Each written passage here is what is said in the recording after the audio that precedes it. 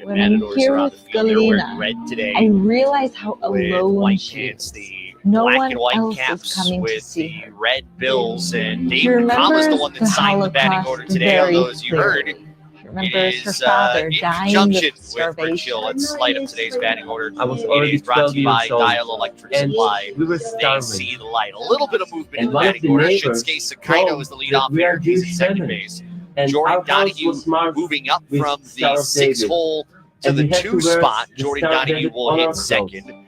He's at But shortstop. there were Matthew Beaver, also the center good fielder, Christian hitting people third. who Batting cared cleanup about us. is first baseman I Ben had a Ziegler friend Gamboa. who knew Hitting that we had fifth, nothing to designated eat. hitter Itsuki So she Takemoto. The peeled the number 6 hitter potatoes very is sick, left fielder and Kamada this was Nahaku. our only Batting food. seventh, This is playing the in right only thing field she could is do to Jared help Quant. us. Hitting eighth One and catching is Christian Connor Palmera. who, when she And the peeled number her 9 own hitter potatoes, is third baseman intentionally peeled them a little Kedrin thicker. Kinsey. And she And gave they the will face potato off with right-hander peels to Diego Galena and her Gutierrez, family. the That's what redshirt kept junior, Galena 6'2", alive 180 during the pounds Holocaust. from Norwalk, And I realized California. that God Gutierrez calls is all of 2-2 us to do with a what we can in 6.75 every earned run average situation. in 30 and What is God 2/3 calling innings. us The to do walk number today? is the For concerning number. He's got 93-year-old Galena in 17. her final That years, is a maybe we team can give her high. a He food did box pitch against to Hawaii help her survive. a year ago, but it was in relief. This is your was last a opportunity scoreless to inning. respond to this Defense urgent around program Gutierrez and help in provide this a one. $25 You've got survival Jared food box Sanderson in to left one field, Roberto elderly Jew. Gonzalez in center. Or The for a right gift of fielder is Will $50, Lindbergh. you can Third help to first, provide Cameron both a survival Calvillo food box gets and the 3 start at the hot nutritious corner. hot meals every Shortstop week is for an Trent entire Abel. month. Kyle Ponganiba Perhaps on the God is second leading baseman. you to do more And by Matthew helping Pena one is elderly at Jew first. every Matthew month. Carrata Joining our Fellowship starting Box a behind the Month plate Club is the for the best righty way to help provide Gutierrez. ongoing A life-saving aid 3-up and sword in this nourishment game. to a Eric Holocaust Peterson behind the survivor plate. or elderly Jew Crew in chief urgent Andrew need. Burke is For at joining, third. you will receive from And Yael Daryl our Mason free Promises of the is at Prophets first scripture base. set. The promises Of of course, the the story, prophets if you're will just tuning encourage your in, Hawaii faith without head and coach remind you Rich to Hill, pray for the elderly who Jews you are was helping each month. ejected in the Call bottom of the first inning 800-710-2255. last night. He has been suspended 2 games, so Dave 800-710-2255. Nakama will That's lead everything and is in fact coaching the third base 800-710-2255. coaches box. You can also donate Shinsuke online at Sakaino steps in. First pitch brought to you by blessisraeltoday.org. MotoGen Medical. They have treatments used to elevate Right pain now, and as help this heal joints program naturally. comes to Go an to end, modogen.com my and sign up prayer for a free is that evaluation. we will be able to bring Sakaino some hitting from hope the to the left people side, who and the need it first pitch to him most. is swung on and That fouled together off we'll back. be able to We are awaken the underway. hearts, stir 63 the degrees, souls first of pitch Christians and 438. Jews in And you've America, got wind gusts that they can up to about feed 14 the miles an least hour. of It's these, nice the and remnants crisp in of the the air Jewish here people, to in LA remind County. these forgotten Holocaust Sakaino hitting survivors there are 365, still leads the team with Christian 26 runs heroes scored, swings to today, the next pitch and lines it back foul. Christians like He's you. fouled off the first two from Gutierrez, nothing in two Bless count. Israel is a radio ministry of the International Fellowship of Sakaino was Christians named and earlier this Jews week and was D1 written Baseball and put produced by together West their Star Media. top 50 second baseman, as the 0-2 is a breaking ball just low. 1 ball, 2 strikes. Sakaino was jotted down at number 27 and entered this series with just 1 error committed defensively. 1-2 to the Hawaii second baseman is swung on. That's driven out toward left center field. Gonzalez on the run. Gonzalez looking. That's going to one hop over the fence. And it's a ground rule double for the former Matador. So just like that, Sakaino going the opposite way to left center. Gets in scoring position here to start the game. That extra base hit brought to you by Hawaii USA Federal Credit Union, proud supporters of UH Athletics. So right away, runner at second base. Here's Jordan Donahue. Donahue hitting .471. This is his 6th game back from injury after getting hurt on opening night. Pitch to him. Checks his swing, takes a fastball high. 1-0. Kind of kept him down in the lineup when he first came back, was hitting 8th. Moved him up to the 6th hole last night. And now hitting 2nd. 1-0, bunt shown. Donahue puts it down. Off the mound is Gutierrez. Picks it up. Fires over to first, a little wide, but it's grabbed by Pena, the first baseman, reaching across the foul line. There's out number 1. But the sacrifice works. It goes 1-3. Sakaino over to third base. And here's Matthew Miura. And that's one of the areas where you put Miura in the 3 spot in the order, puts him in an RBI position, trusting that Donahue and or Sakino can get on base. No score, top of the first. Miura hitting .322 with 11 runs driven in. First offering to him is a slider away, 1-0. Committed his first error out in center field last night on so the ball just kind of overran and bounced by him all the way to the fence. 1-0 to the right-handed hitter, third baseman, first baseman, both creeping in, and that ball taken in the dirt, blocked by Kurata. 2 balls and no strikes. Miura leads the team, 21 walks, and leads with 9 stolen bases. He's 9 for 13. Calvillo and Pena, third and first baseman respectively. Have to respect the potential of Miura dropping a bunt. You won't hear breaking ball. That's a strike called, waist high, 2-1. I mean, it's not something that I would necessarily predict. Given that there's 1 out in the inning. And I think you'd want to keep the bat in Miura's hands, but he waves and misses at the next pitch, strike 2 on 1 left over the outside half. And now with 2 strikes, definitely any thought of a bunt goes away. Although those corner infielders are still in. First baseman Pena right at the front edge of the infield dirt. Pitch to Miura. Breaking ball lined into center field. That will drop for a base hit. Sakino will easily score. Miura comes through with his 12th run driven in. And Hawaii up early, 1-0 here in the first inning.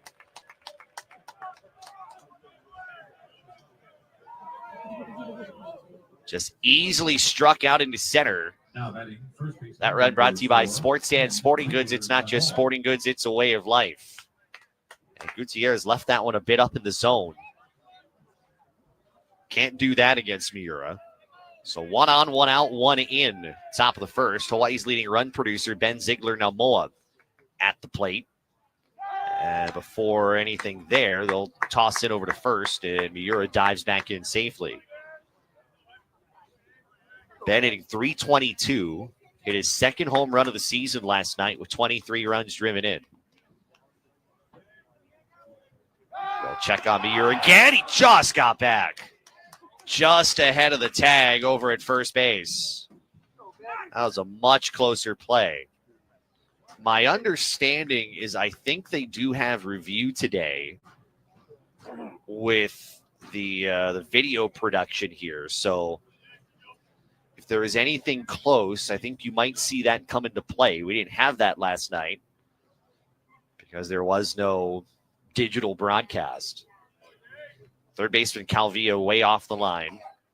Another throw to first, and this time no tag on Miura. He dives back in. Ziegler-Namoa last night. 2 for 5, a double, a home run. He drove in 4. And another check on Miura. He just got back again. And I think CSUN wants to see, do they want to review this? And I think we will get our first review. First baseman had almost immediately said, hey, I think I got him. Put the hands near his ears to signal that they wanted a review. And now all 3 umpires are getting together to see if that's exactly what we're going to get. It did not take long.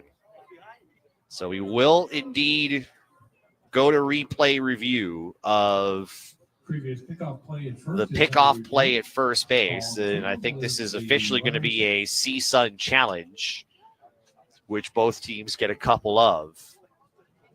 I don't know if we're going to get or I missed the replay that was shown on it.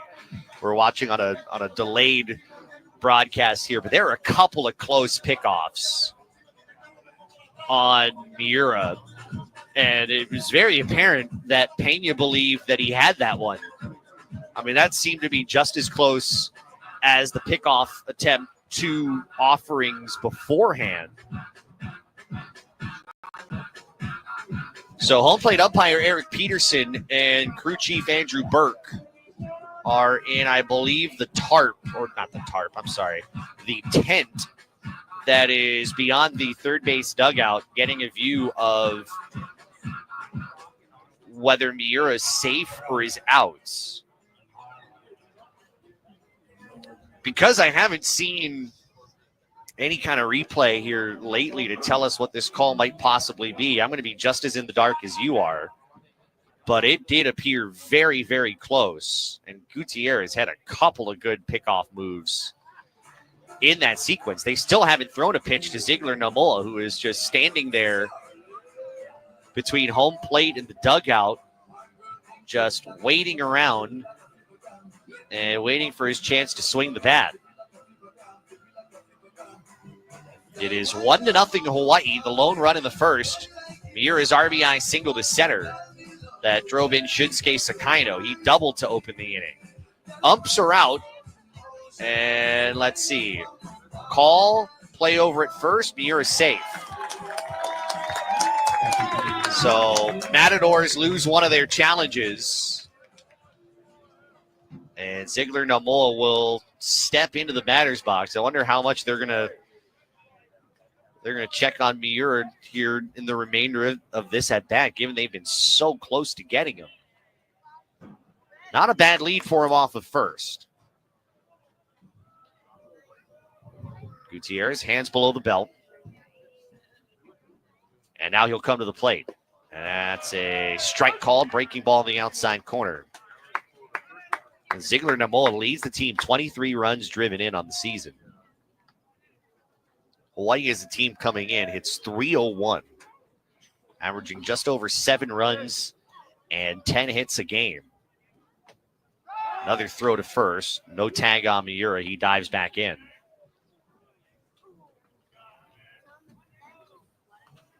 That game yesterday for Ziegler Namola, his third 4 RBI game of the season. Gutierrez again out of the stretch. His pitch. That's a changeup missing low. 1 ball, 1 strike. A few Hawaii fans have made it here, just like last night, all sitting here right side of the seats, which seats 1,000 here at the facility formerly known as Matador Field. 1-1 pitch. That's an off-speed pitch taking strike 2. Left over the outer half of the plate to the left-handed hitter. 1 ball, 2 strikes.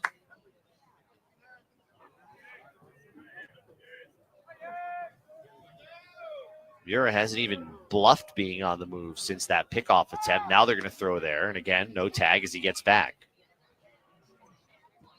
This facility, and this is the last time Hawaii will be here as a member of the Big West Conference, unless they choose to come here for one of those midweek games when they join the Mountain West. 1-2 pitch. Runner goes. It's swung on and missed. Here's the throw from Karata. The shortstop has it. The tag applied, but it's late. And Miura with his 10th stolen base of the season. So Ziegler Namola strikes out, but Miura gets into scoring position. And there's 2 away in the top of the first for Itsuki Takemoto. Takemoto, the DH, hitting .300, a home run, 12 RBI, has now kind of comfortably solidified himself into the DH role, whether he is pitching or hitting. Pitch to the left-handed hitter, swings and misses on one running over the inner part of the plate. Strike 1. Takemoto was definitely rattled yesterday, and talking to Keith Zuniga, the pitching coach, he said, he's not used to that, and it just all compounded on him early on. Next pitch in on the hands and rolled foul into the Matador dugout, 0-2.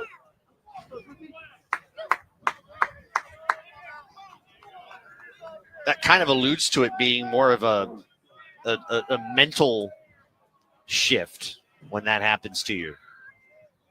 0-2 to Takemoto.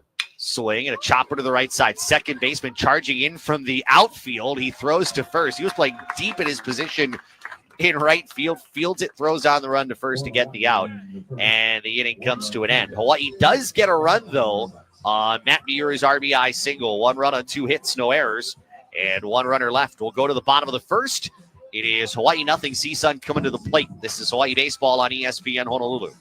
Building a winning program requires vision, careful planning, and expert execution. Since 1994, Ushijima Architects has provided the highest quality professional planning and design services for various projects throughout our state. Our highly experienced team provides the full spectrum of services, from feasibility studies and master plans to complete architectural design work. Call us today at 808-946-9544. Ushijima Architects is a proud sponsor of University of Hawaii Baseball. Ready for UH football, man? Yep, check this out. Oh, The round sound, that works. whoa, I'm ready, man. Yeah, watch this. How come the blender went off? Huh? The blender in the kitchen went off, man. Not. Try again. Oh, man. Okay, we can make some like a fruit smoothies. Oh, man. When you want your home or business wired right, call a unionized electrical contractor. 847-5341. IBEW, local 1186, lighting your path to the future. Aloha, this is Stan Wahiona from Sports Stan. You're listening to University of Hawaii Baseball on ESPN Honolulu. Bottom of the first, here is Eddie Cornejo's lineup for CSUN as the Matadors trail 1-0. Roberto Gonzalez is the leadoff hitter in center field. Kyle Panganiban, the second baseman, hitting second. Andrew Becker, the DH, hits third. Jaron Sanderson, the cleanup spot, is in left field. Hitting fifth, first baseman Matthew Pena. He homered last night. Matthew Kurata, the catcher, hits sixth. Batting seventh in right field, Will Lindbergh. Trent Abel hitting eighth. He's the shortstop. And Cameron Calvillo is at third, hitting ninth. So Gonzalez, Panganiban, Becker, Sanderson, Pena, Kurata, Lindbergh, Abel, and Calvillo. They'll face Liam O'Brien. The right-hander has yet to lose. 2-0 with an 0.94 earned run average in 28 2/3 innings. 30 strikeouts to 15 walks, a .87 whip, batting average against of 109. Gonzalez, left-handed hitter, will face him here. Corner infielders coming in. First pitch to Gonzalez is taken low and away for ball one. It was a good night for Roberto Gonzalez last night. 3 for 4, double, a home run, 2 RBI, triple shy of a cycle. Comes in hitting .304, a home run, 11 runs driven in. 1-0, that's down and inside, 2-0. They say keep the ball down if you're O'Brien, given the way the ball lifts here at this ballpark, but you got to get in the strike zone as well. And the walk conversation is one that is potentially limiting for O'Brien's length in this game. 2-0, down and away, 3-0. So not a good start right out of the gate here for O'Brien, not walking, but he's one pitch away from a walk. 3-0. Next pitch from the right-hander is outside, ball 4. And there's the walk. Leadoff man reaches. Kyle Panganiban, the second baseman, steps in.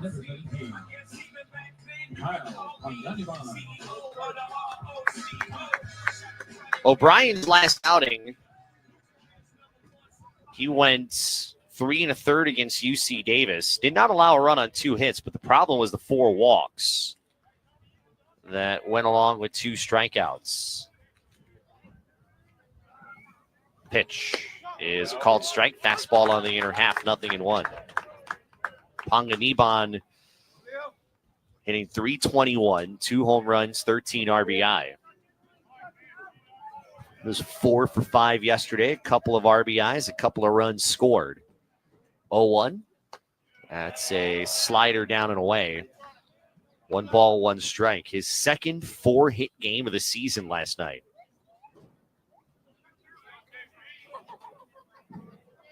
Getting in the 2-hole.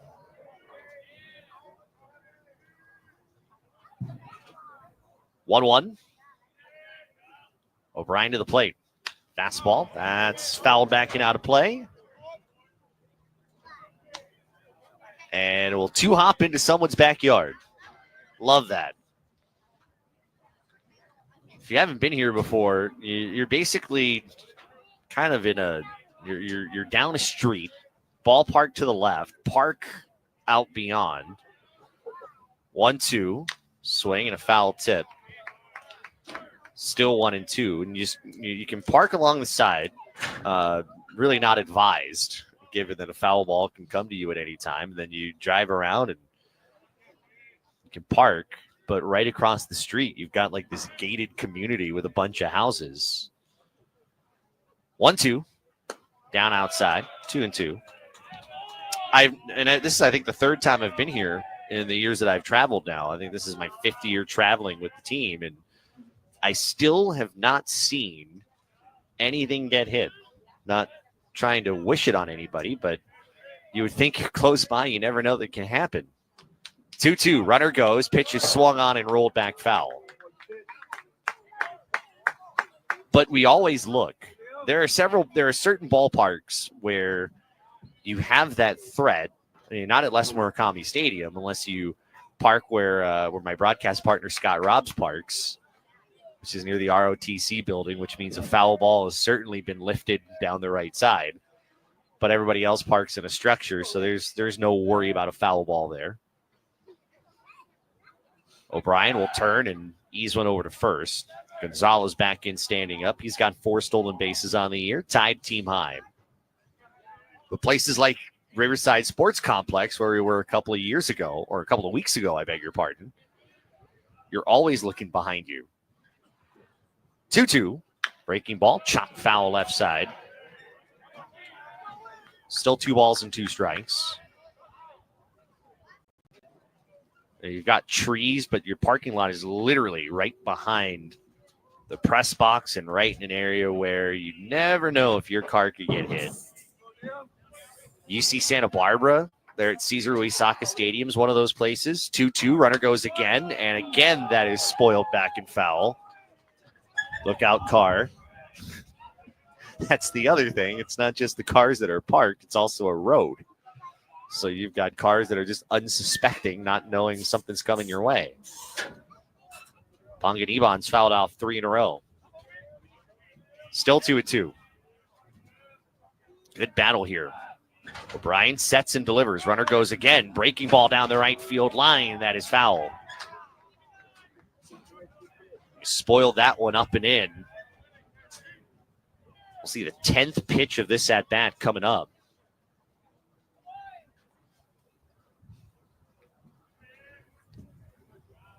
It's certainly, I think the charm of this ballpark is that it's in an unassuming place. You have to try a bit to find it. 2-2. Fastball, bouncer to third, picked up by Kinsey. Throw to second for 1, on to first, double play. 5-4-3, Kinsey to Sakino to Ziegler Namoa. There's 2 away. That will empty the bases for Andrew Becker. Defensively for Hawaii, Kamana Nahaku in left, Matthew Miura is in center, Jared Quant the right fielder. Third to first, Kinsey, Jordan Donahue, Sakino, Ziegler Namoa. Connor Palmera is catching for O'Brien. Andrew Becker hit his first career home run last night. And the freshman will look at a slider for a strike, 0-1. Becker, the team's leading hitter, batting .373. That long ball, 13 runs driven in. Third baseman Kinsey playing well off the line. Next pitch, breaking ball. This one slicing. Kinsey to his left has it off the hop. Throws to first, gets the out, and ends the inning. So the leadoff walk ultimately doesn't hurt.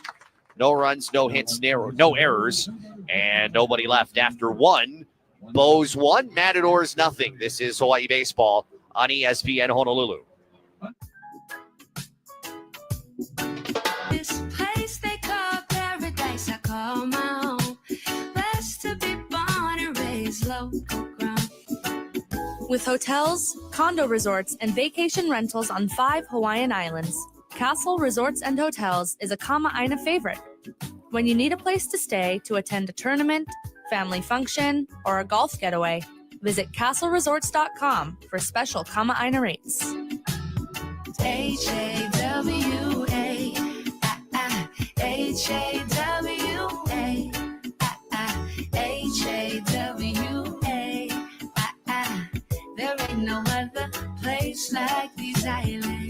Castle Resorts and Hotels. Born in Hawaii, built on hospitality, inspired by aloha. H-A-W-A. There ain't no other place like these islands. Rainbow Warrior Baseball on ESPN Honolulu. 1-0 Hawaii as we head to the second inning. Hawaii's run, Matthew Meira's RBI single in the first. Nahaku, Quant, and Palmera to face Diego Gutierrez. Hawaii Baseball brought to you by Waiakea Hawaiian Volcanic Beverages. As an official partner of UH Athletics, Waiakea's naturally alkaline water keeps Hawaii athletes performing at their peak. Learn more at waiakea.com or find us at a KTA or Foodland near you. Kamana Nahaku homered last night, and the pitch to him is hit in the air, right side foul territory. First baseman Pena is going to watch this one land foul right near the ticket booth. Nahaku coming in, hitting .328, second best on the team, 2 home runs, 11 runs driven in. He's on a 3-game hitting streak right now.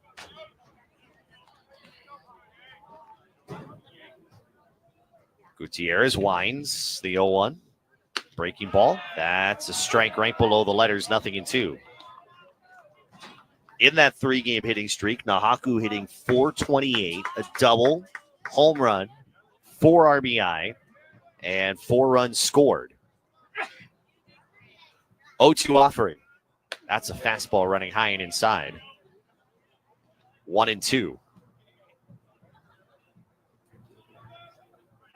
Had about 300-ish yesterday. I'd say we're about the same here, right around home plate today. 1-2, breaking ball. Nahaku lines it back foul.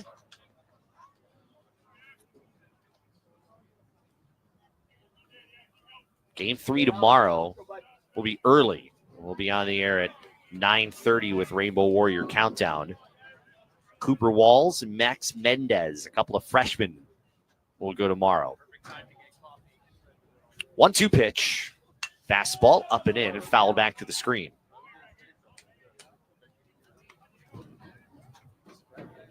Certainly if you're Hawaii, you're kind of sitting in the top half of the standings, which is where you want to be when you get into April. Certainly to mid-April. But road games, you don't want to let kind of be your downfall. And so far, Hawaii 1-3 on the road. Has not been great. 1-2. Fastball, a high bouncer, taken on a hop by Pena. He'll jog over to the base and record the first out of the inning.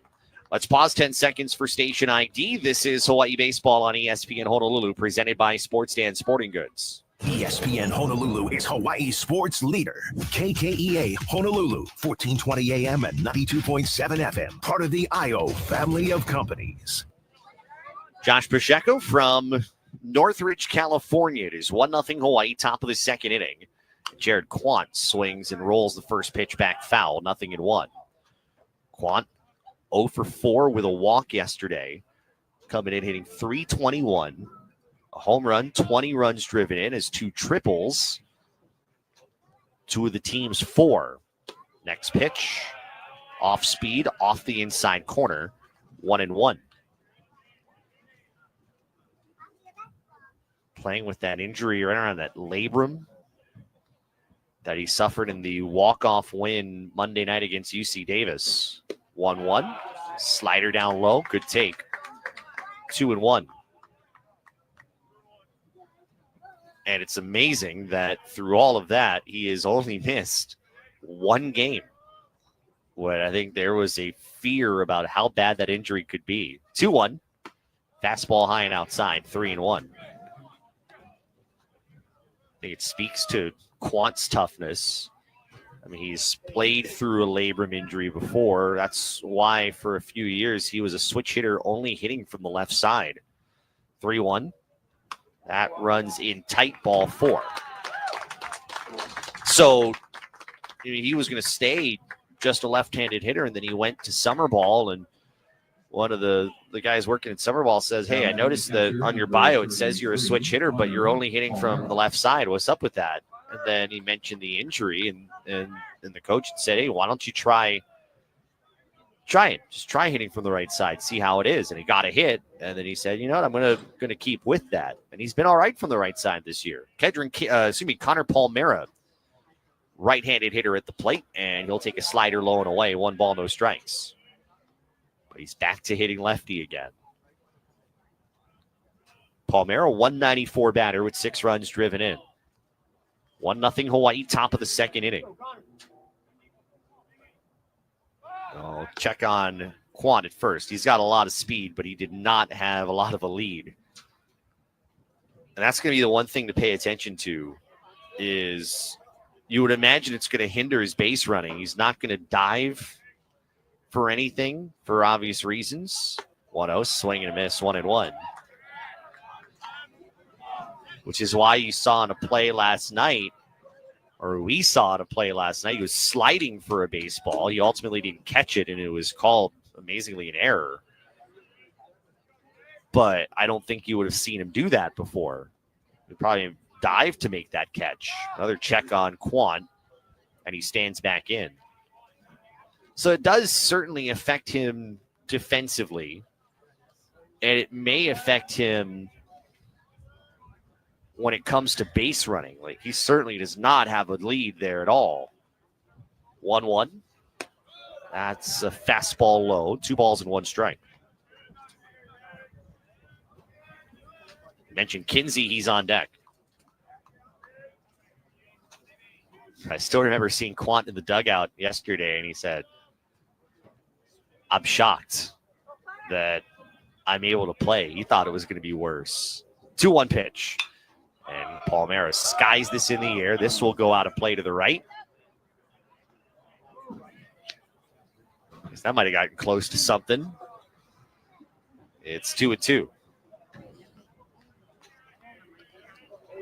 But yeah, as we mentioned, this will be the last time Hawaii's here before going to the Mountain West in 2 seasons. So for a lot of these road games, we'll give you some nuggets on each ballpark because we probably won't come here again. Another check on Quant. He stands back in at first. Now, unless there's a midweek game as part of a road trip that Hawaii's on. I don't know how far ahead scheduling is for that, but that's the year 2027. That's a long time from now. 2-2 from Gutierrez. Fastball is high and away, 3-2. The dimensions here, 325 down the lines, 360 to gaps, and 390 to dead center field. Full count. See what's happening with Quant. Not going. Pitch, fastball, strike 3 called. Right on the outside corner. And Palmera will walk back to the dugout. He's the second out of the inning. So 2 away, 1 on, 1-0 Hawaii. Top of the second. Here's Kedron Kinsey. Number 6, Kedron Kinsey. Kinsey getting the start at third. 3 for 10 at the plate this year with 2 runs driven in.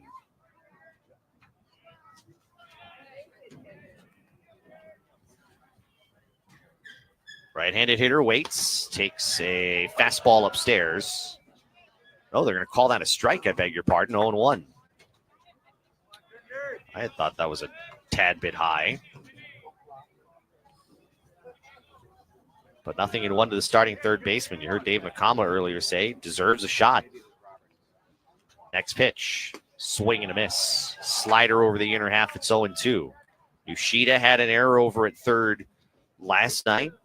Haven't seen Lancaster yet in the series, so that third base position is going to be a revolving door until Elijah Iquez gets back, whenever that's going to be, after he suffered that hand injury. 0-2. Bounces down in the dirt, running away from the right-handed hitter. Good block from Karata. Count 1-2. Kinsey making his 4th start of the year.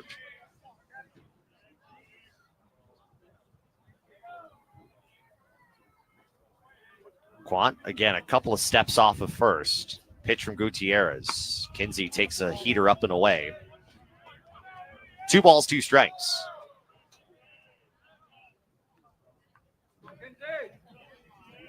One thing they have done, they have forced Gutierrez into a lot of pitches, which is good.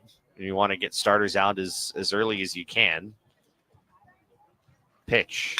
Fastball, chopped foul. Still 2-2. I have Gutierrez at the moment at, I think that would be 40 pitches if I have that correct. 25 for strikes.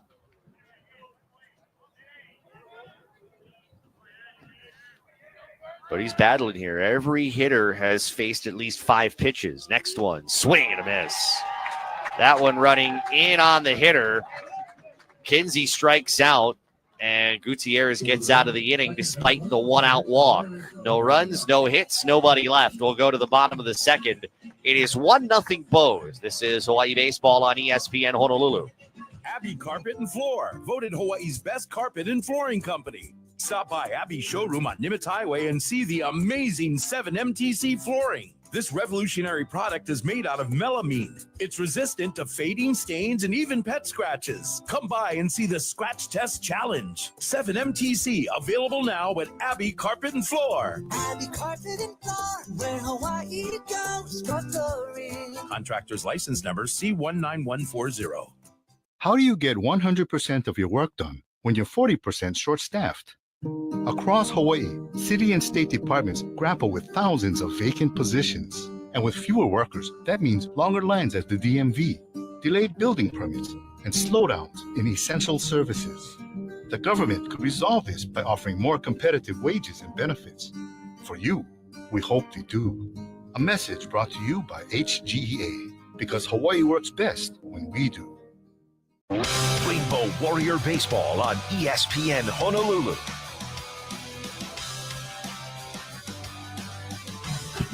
Off to the bottom of the second, Hawaii leading 1-0 on CSUN. Matadors will bring in the middle of the order against Liam O'Brien. Hawaii Baseball brought to you by the Hawaii Wall and Ceiling Industry Association. They are hiring journeymen and apprentices. Grow your career and go to hwcia.com. That's hwcia.com today to apply. O'Brien had walked a batter, had a 10-pitch at bats to Kyle Punganibon, and then got Andrew Becker on a ground ball out.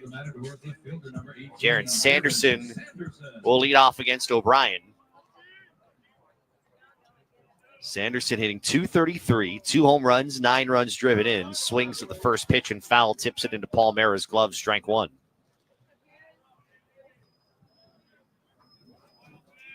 It was up and down the order, really, with CSUN yesterday. That was big. Sanderson had a couple of hits, scored twice. 0-1. That's a tight slider on the inside corner, strike 2. Pena homered. Karata had a big RBI single. 0-2 delivery. Down and away. And will bounce away from Paul Mara. 1-2 the count. Interesting to think, too, both catchers that were part of Cal State Bakersfield's squad last year transferring within the Big West. 1-2, fastball, waist high and inside. 2-2. Of course, Jeremy Beard departing from the program. They got a new head coach. So Karata coming here to CSUN and Paul Mara going back to Hawaii. 2-2. Breaking ball off the end of the bat. O'Brien has it on the mound off a hop. He'll toss it over first and record out number 1. 1-3 on the putout. And here's Matthew Pena, CSUN's leading home run hitter and leading run producer. A 174, 4 home runs, 14 runs driven in. One thing we'll also do today while we're here, we'll keep track of Hawaii softball, which got a huge win over at Cal State Fullerton yesterday. one of the contenders in the Big West. Fastball misses away to Pena, 1-0. Hawaii won yesterday by the final of, well, they won yesterday 11-6. They lost the first game today. Next pitch fouled off back to the left. 1-1 to Pena. They lost 5-0 in the first game of today's doubleheader. Managed just 3 hits. Macy Brandel took the loss. O'Brien's 1-1. That's high. 2 balls and a strike to Matthew Pena. The second game between Hawaii and Cal State Fullerton is, I think it's going to get under, no, it is underway. And actually, Hawaii's up 4-2. 2-1. Misses away. 3-1. Top of the 7th inning there in Fullerton. Hawaii 4, Cal State Fullerton 2. Hawaii looking to take the series, which would be huge. 3-1 pitch. That's high and inside, and O'Brien's issued his second walk. Pena on base, and the aforementioned Karata coming up. Of course, in softball, you've got to be in the top 6 to make it to the Big West tournament, which will be held in early May over in Fullerton. So Hawaii would like to get back there. We'll see if they can. Wins like those, and if Hawaii can pull this one out, would be huge in making that happen. Karata hitting from the right side, swings at the first pitch and lines it back. He comes in hitting 208, 3 home runs, 6 RBI. You mentioned from Cal State Bakersfield, spent 3 years there before transferring here for his senior season. O'Brien pauses, nods, and delivers. Breaking ball swung on and missed. Runner going. Here's the throw. Sakino. They got the runner caught. Sakino running the runner back to first base. The tag, and he tumbles over the runner as he was trying to get back to first. The tag was applied on the back. That is a very different caught stealing, as the runner didn't even try to slide into second base. He knew he was dead to rights, and so he thought, okay, maybe I can get back to first. And Sakino said, not so fast. So it's 0-2. Pena caught stealing on his first stolen base attempt of the season. O'Brien ready the pitch. Swing and a miss. That one in the dirt in front of home plate. Palmera picks it up, lobs it to first, a bit high, but Ziegler Namoa's foot was on the base, recording the out, strikeout 2-3, and that ends the inning. No runs, no hits, no errors, no one left. We'll head to the third. It's 1-0 Hawaii leading CSUN. This is Hawaii Baseball on ESPN Honolulu. Craving the ultimate burger experience? Look no further than Honolulu Burger Company in Kaimuki. Every juicy burger is crafted to order, featuring local grass-fed beef. At Honolulu Burger Company in Kaimuki, every bite is pure aloha. Whether you're a classic cheeseburger fan or adventurous with island-inspired toppings, you'll taste the freshness and you'll be supporting local. Honolulu Burger Company at historic Kaimuki, across from Queen Theater. Go Rainbow Warrior Baseball. Good luck. Sports Stand Sporting Goods is Hawaii's best baseball and softball store. At Sports Stand, you'll experience the largest selection of baseball and softball gloves and bats in Hawaii. You know the rules. Quality sporting goods, always at a price you can afford. Stop by Sports Stand Sporting Goods in beautiful downtown Waipio, 94-547 Ukea Street, Suite 303. Or give them a call at 808-676-STAND. That's 808-676-7826. Remember, at Sports Stand, it's not just sporting goods, it's a way of life. Rainbow Warrior Baseball on ESPN Honolulu. Brought to you by Ushijima Architects. And interestingly, the umpires are looking at something here at the plate, and I'm not entirely sure what they're looking at. We just saw Eddie Cornejo, the head coach, was brought out, and he's calling someone over. There's a bat down on the ground, and I think Dave Nakamo wants to know what's going on. I wonder if this has something to do there was a bat that was left on the ground from one of the CSUN hitters. Of course, every bat has to be approved before use, but I'm not sure what exactly this is. It was just weird that the bat was just left there between innings, and the umpire's just standing there kind of looking at what's going on. Now, 2 of our 3 umpires are talking with Coach Nakama. You know what? This might have something to do. This is not a bat issue. This is a line issue. And the umpires, I guess, are asking for some new chalk to be put down near home plate. I mean, it's not like the lines aren't visible. I mean, you can see them. They're a little faded, but that will normally happen as hitters get in the box and they shake their feet on the dirt and all that stuff. So, but I also wonder, did they apply the lines correctly?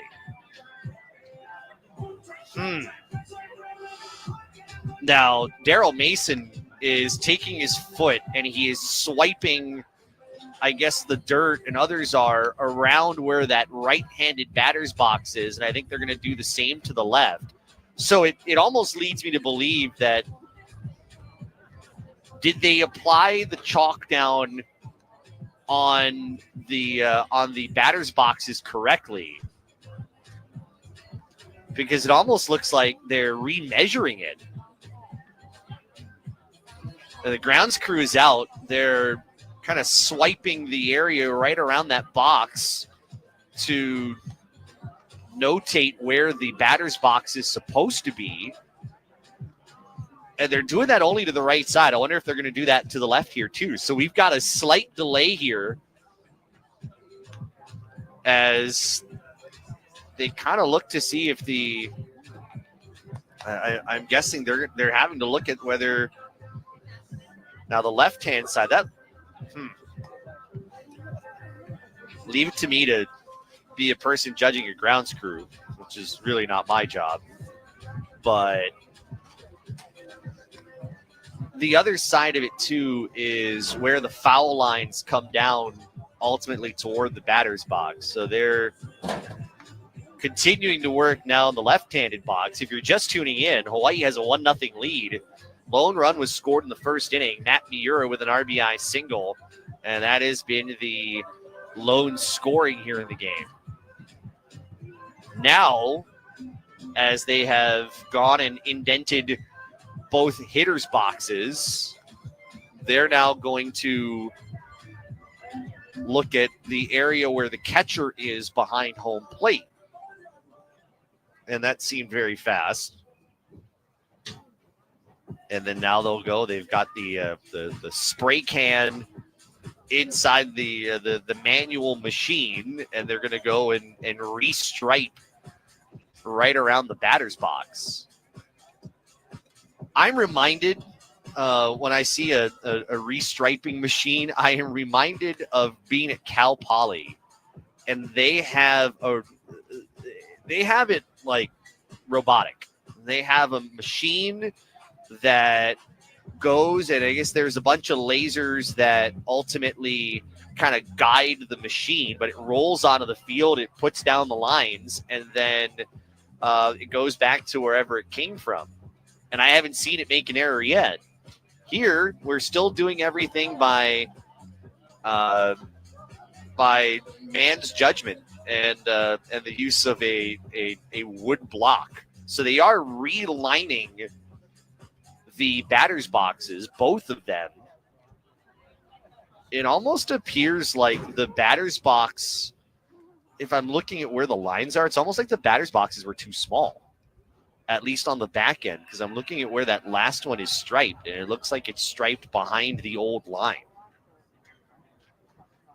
Meanwhile, if you're Diego Gutierrez, you're just kind of standing around.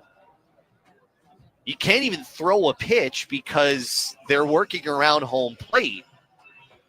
And now they finished up their work. And Gutierrez will get his warm-up tosses. That's a little unfortunate for him because that's 2 minutes between innings. then that's, gosh, I don't know how long that was to kind of figure out the home plate situation. And then now you got to start your warm-up tosses and then get ready to go again. That's not ideal. So Gutierrez will get working. And Hawaii will have the top of the order against him in the top of the third inning. Of course, the third inning is brought to you by Ushijima Architects Incorporated. I think I can tell you how long it's been because the fun thing is I can go look at commercials and see how long it's taken from the end of the half inning to now. It's been 8 minutes since the end of the last half inning. You get usually 2, so this is kind of like a 6-minute delay before Gutierrez gets to throw his warm-ups and get back into things. So top 3, and of course to add to that, we got a loose baseball, of course. Here's Sakino, doubled to left center in the first and later scored. He's 1 for 1. White green tops. Boys scripted across the chest. Numbers and letters in white. And white pants. First pitch breaking ball is low. 1-0 to Sakino. 1 for 3 yesterday with 2 runs driven in. Next pitch. Bunt shown. Sakino pulls the bat back. There's a strike taken on the outer corner. 1 ball and 1 strike.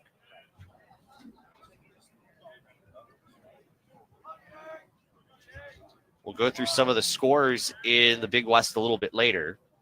1-1. Pitch away. 2 balls, 1 strike. Story here in this one, Hawaii without head coach Rich Hill, who's been suspended 2 games following his ejection last night. We got a message about that earlier. 2-1 pitch. Fastball. This is skied in the air, shallow center. Who's going to take it? Gonzalez, the center fielder, way into his right. Out in shallow left center, he makes the catch. There's out number 1. Jordan Donahue coming up.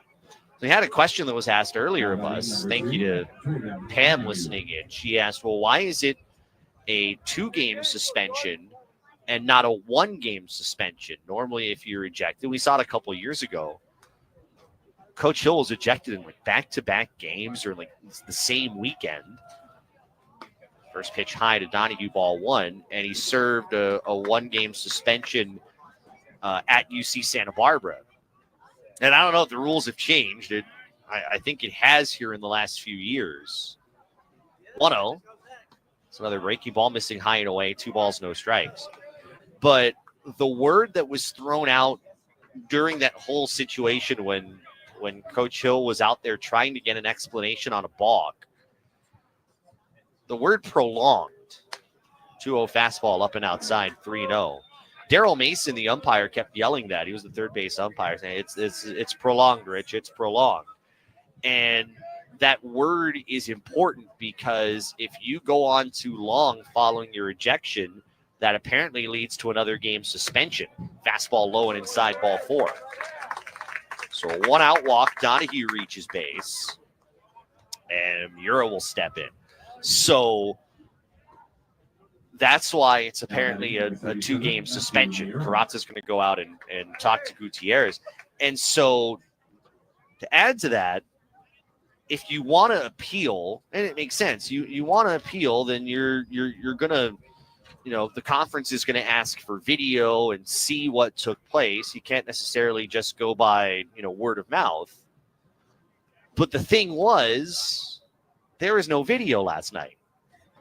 The video folks were doing volleyball over at Premier Credit Union Arena. So it was only audio, and that's not going to help any. Pitch to Miura. Hit up the third baseline. That's a fair ball. Donahue rounding second. He's going for third. Dave Nakama is going to put up the stop sign late as Miura gets into second with a double. And Sakino kind of awkwardly getting up at third. He was about to take, check that.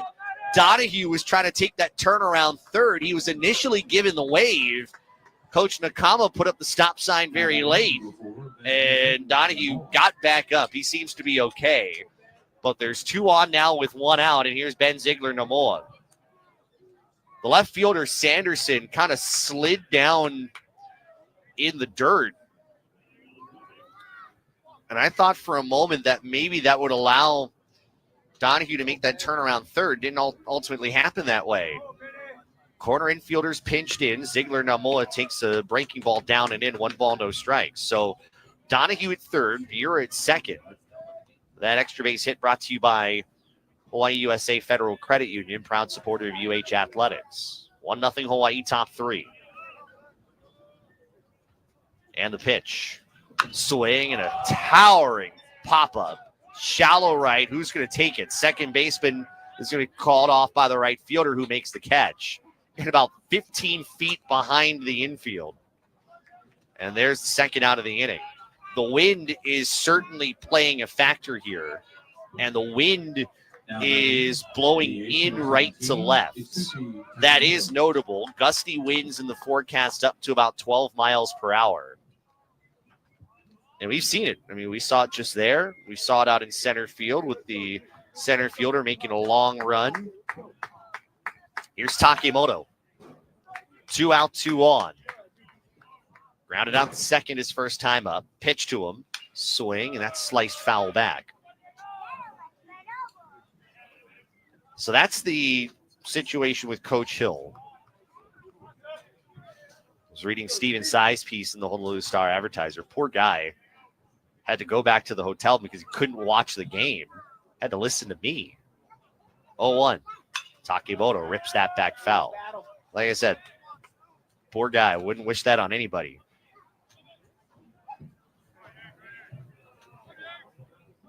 Maybe got some P.F. Chang's across the street.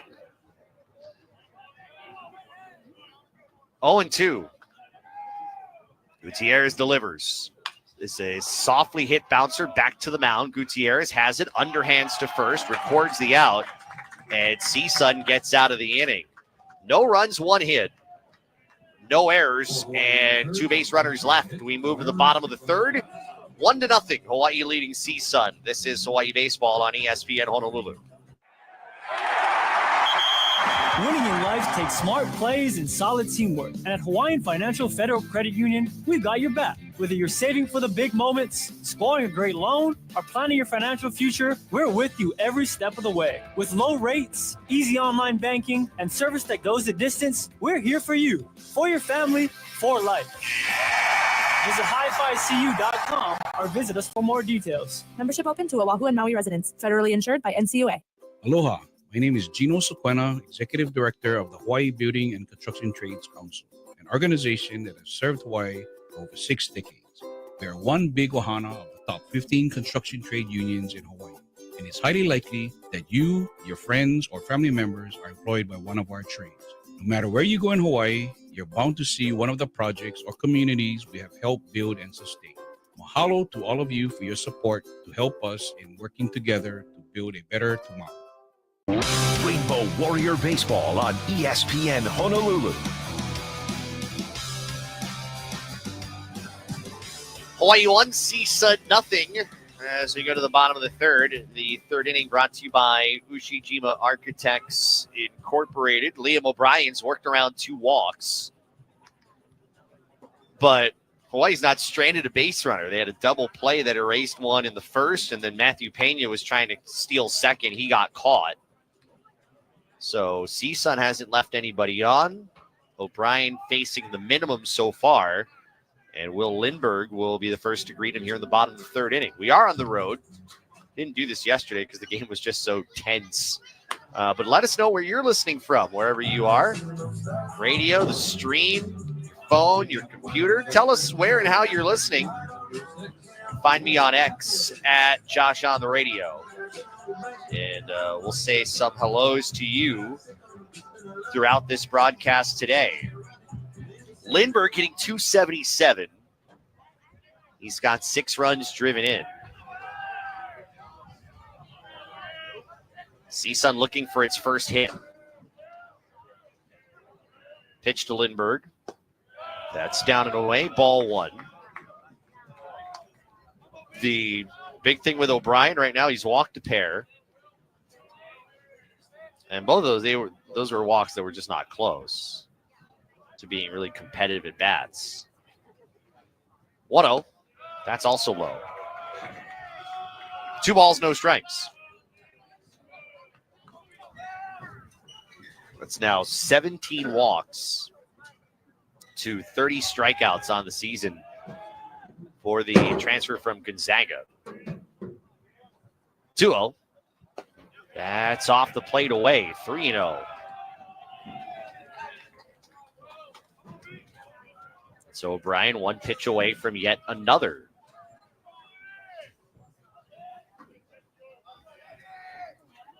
He's really emerged here as O'Brien as a number 2 guy. And there's a 4-pitch walk. That one was down and away.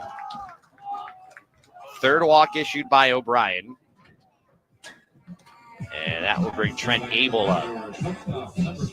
Abel hitting .278 with 3 runs batted in. And Palmera's going to go out and talk to O'Brien. By the way, a final from Hawaii softball. UH defeats Cal State Fullerton 6-2. So the Bows take the series from Cal State Fullerton. That is noteworthy. Hawaii now 20-13 on the season. Cal State Fullerton 20-14. Congratulations to Bob Coolin and his squad. Lindbergh leading off of first. And the pitch, bunt showed. It's popped up behind home plate. Palmera's not going to have a chance at it. And it's a foul ball.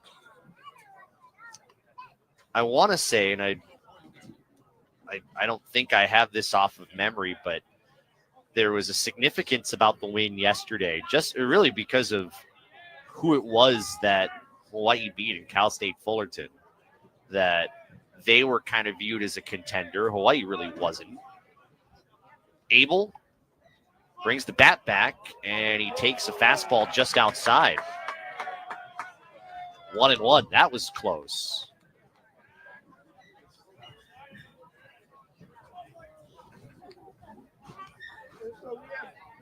If you're a pitcher, you're not going to get the benefit of the doubt on those when you haven't been notoriously around the plate. Bunt shown again. Bat pulled back. 1-1. Swung on and missed. Runner going. Throw to second. Sakino's not going to be able to place a tag as the throw was short. And here comes Dave Nakama. I wonder if he's thinking that there might have been catcher's interference or batter's interference on the throw. He's talking to home plate umpire Eric Peterson, and nothing coming of that. So Lindbergh will get the steal a second. And back out comes Coach Nakama, and now all the umpires are going to get together. I don't have the benefit of replay. In fact, don't have the benefit of working internet at the moment, but I am wondering if that's what's being talked about here.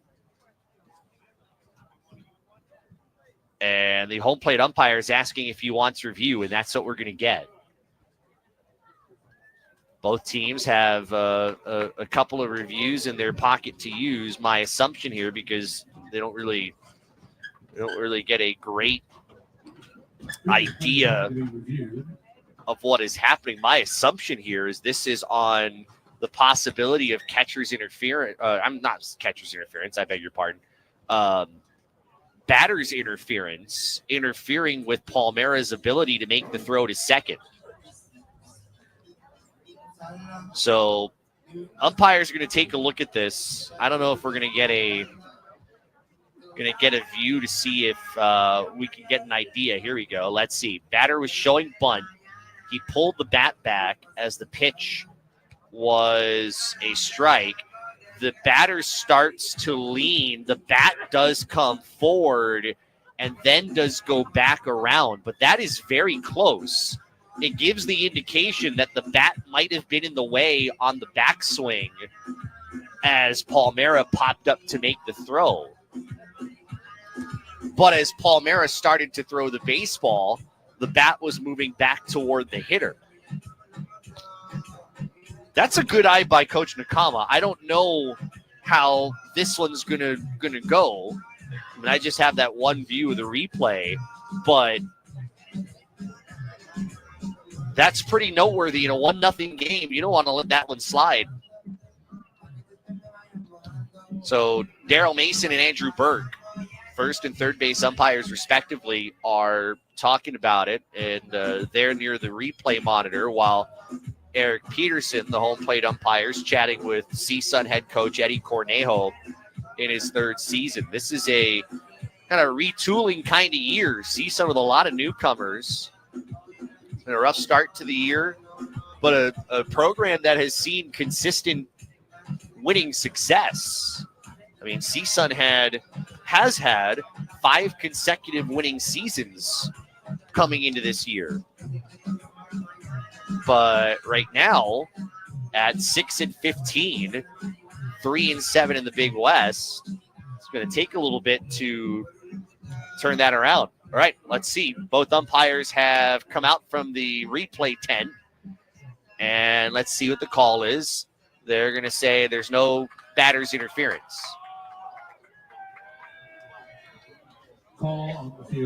So it is 1 ball and 2 strikes to Abel. I thought that was going to be close.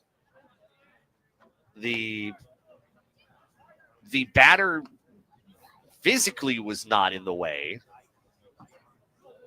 The bat was kind of in front but pulling back, and that made it kind of close. But ultimately, the umpires didn't see interference, so it's 1 ball and 2 strikes, and Abel will step back in as O'Brien got a couple of warm-up tosses in.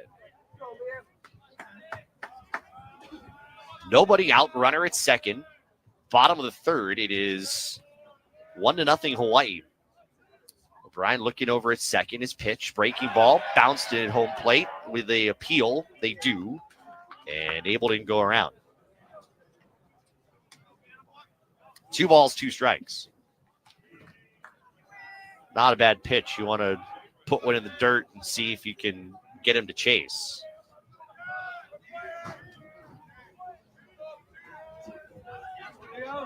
Two-two.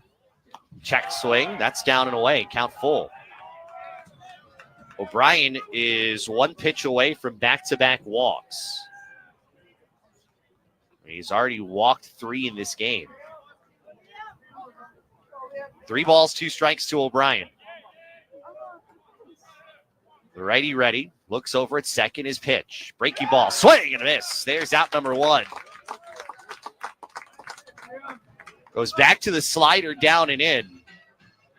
That was a very good pitch.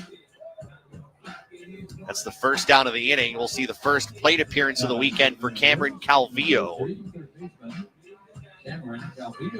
Calvillo hitting .206. A home run, 3 RBI. So Lindbergh still off of first. Or off of second, I beg your pardon. 2 for 2 in stolen base opportunities, and a fastball fought back to the screen foul by Calvillo. Got the start at third base. Eddie Cornejo wasn't sure who he was going to have start at third base. That was the one position he had Elijah Fairchild there last night. And that was the one decision that Cornejo said he was going to make after batting practice. 0-1. There's a tight slider, strike 2.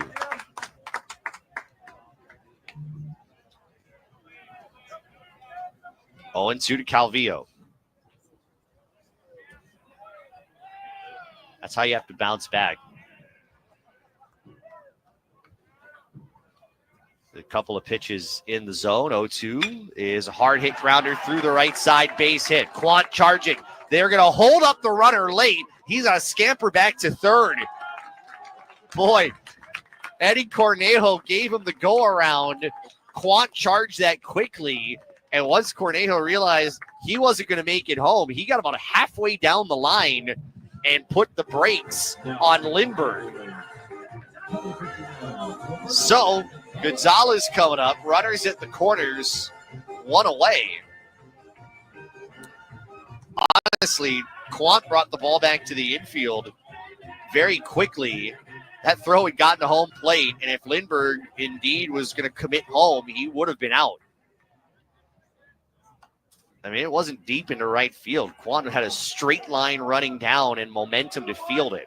1-0 Bows, bottom of the third. Here's Gonzalez, who walked back in the first inning. Bunt shown, pulls it back, pitch high and away. Let's see if CSUN is serious about any kind of a play on. Gonzalez does have speed. And time is called. I think there's dirt in Gonzalez's eyes. So he's going to walk out of the batter's box. They'll re-roll the signs. And Gonzalez will step back in. 1-0. O'Brien trying to hold on to a 1-0 lead. Pitch, bunt shown again. It can't put it down. He went around. It's a strike. That was a fastball up out of the zone. Gonzalez did commit, and he didn't make contact. So it appears they are pretty serious here about trying to make something happen. Let's see if he's showing again. Not this time, and that one is low. 2 balls and 1 strike.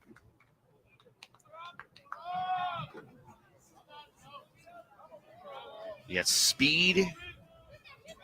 Calvillo at first has a couple of stolen bases. Lindbergh's at third. 2-1. Bunt shown again, and it's put down. First baseman charging. Ziegler Namoa tried to glove it and flip it home, and he couldn't. And that's going to bring in a run. We're tied at 1 on the bunt single from Gonzalez. That was well played. Ziegler Namoa was still charging. They were still kind of thinking that that play was going to happen. It was going to be close at home. Ziegler Namoa tried to glove flip it all in one motion, and he could not glove it. That's the first or second hit here. And here comes Panganiban, the second baseman. Pitch. Fastball. That's low and away, ball 1. In fact, that's not a hit. I'm going to correct myself. Fielder's choice, sack bunt. And the RBI for Gonzalez. So Lindbergh scores. Calvillo over to second. Gonzalez to first.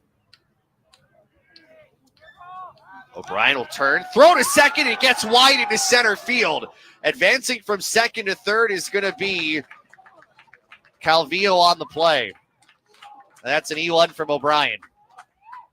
And that throw was wide of Donahue, the shortstop, who was going to cover the base, and it was kind of behind him. There was no chance he was going to be able to snag it. So E1, Calvillo to third, Gonzalez is at first. So the double play still potentially in order with 1 out. Does Panganiban have a play on here? 1-0, runner from first goes, and that hit Panganiban in the foot. And the bases are now loaded.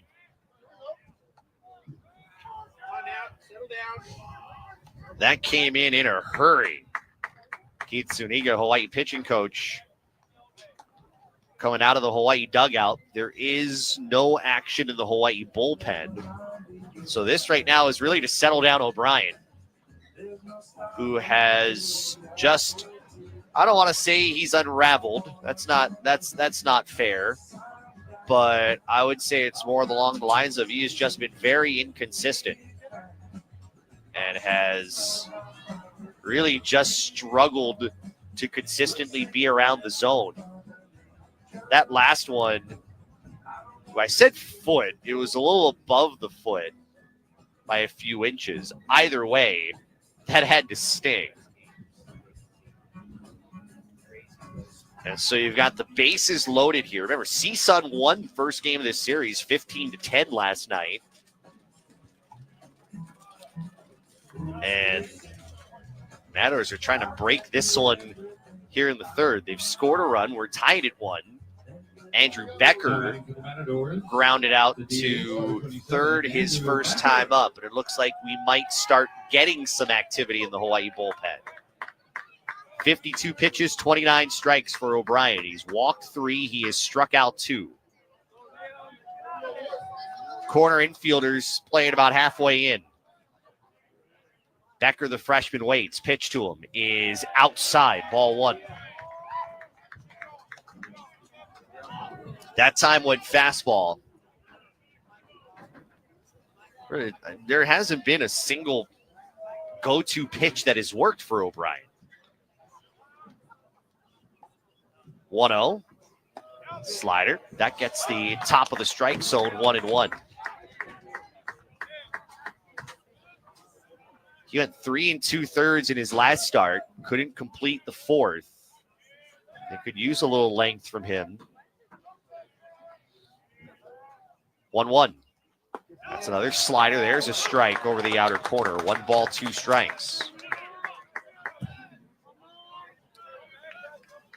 At third, Calvillo. Gonzalez at second. Panganiban at first. Brian ahead of the count. Pitch. Swing. This is popped up. Shallow center. Coming in is Miura. He will make the catch. Runner from third is tagging. Here comes the throw. It's online. The tag. He is out. Calvillo decided he was going to test Miura's arm, and it was a strike to the left of home plate. The tag was online, and the inning comes to an end. What a throw from Miura. 1 run does come in on 1 hit. There was 1 error. And 2 runners left on base. We will head to the 4th. We're tied at 1. This is Hawaii Baseball on ESPN Honolulu. Aloha from Waiakea. As a proud corporate sponsor of University of Hawaii Athletics, we're committed to keeping our athletes and fans hydrated with delicious volcanic water straight from the Big Island. Rooted in Hawaiian values, we believe in honoring the Aina, land, supporting our community, and living with aloha in everything we do. You can find us at most stores across the islands or learn more at waiakea.com. Live aloha, drink Waiakea. The Hawaii Wall and Ceiling Industry Association is looking for skilled drywall installers, finishers, and cement plasterers. Whether you're a journeyman or an apprentice, we offer great opportunities for career growth in Hawaii's thriving construction industry. You'll enjoy benefits like health insurance, paid vacation, and a retirement plan. If you're dependable and excited about being part of a great industry, call Lisa at 808-271-4195 or go to hwcia.com. That's hwcia.com and apply. Rainbow Warrior Baseball on ESPN Honolulu. Top of the 4th, we're tied at 1. And the play of the game so far, Matt Miura gunning down Cameron Calvillo at home plate, who was trying to score on a fly ball to center. That keeps the game tied at 1. As Kamana Nahaku will lead off the top of the 4th. Grounded out 3 unassisted. Back in the 2nd inning.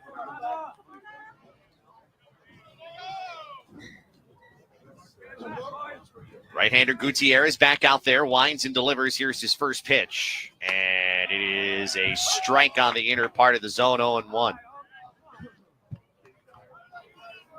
Jared Quant to follow. Connor Palmera's after that. The line from Gutierrez, he offers, and that one ripped foul up the third base line. Andrew Burke, the umpire there at third, he is a tall individual. And he did not flinch. That was not a that was a line drive. And he was not phased. 0-2. Swing and a foul tip at the plate by Nahaku.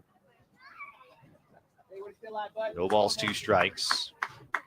Dave Nakama acting as head coach for the rest of the weekend. He's in the third base coach's box.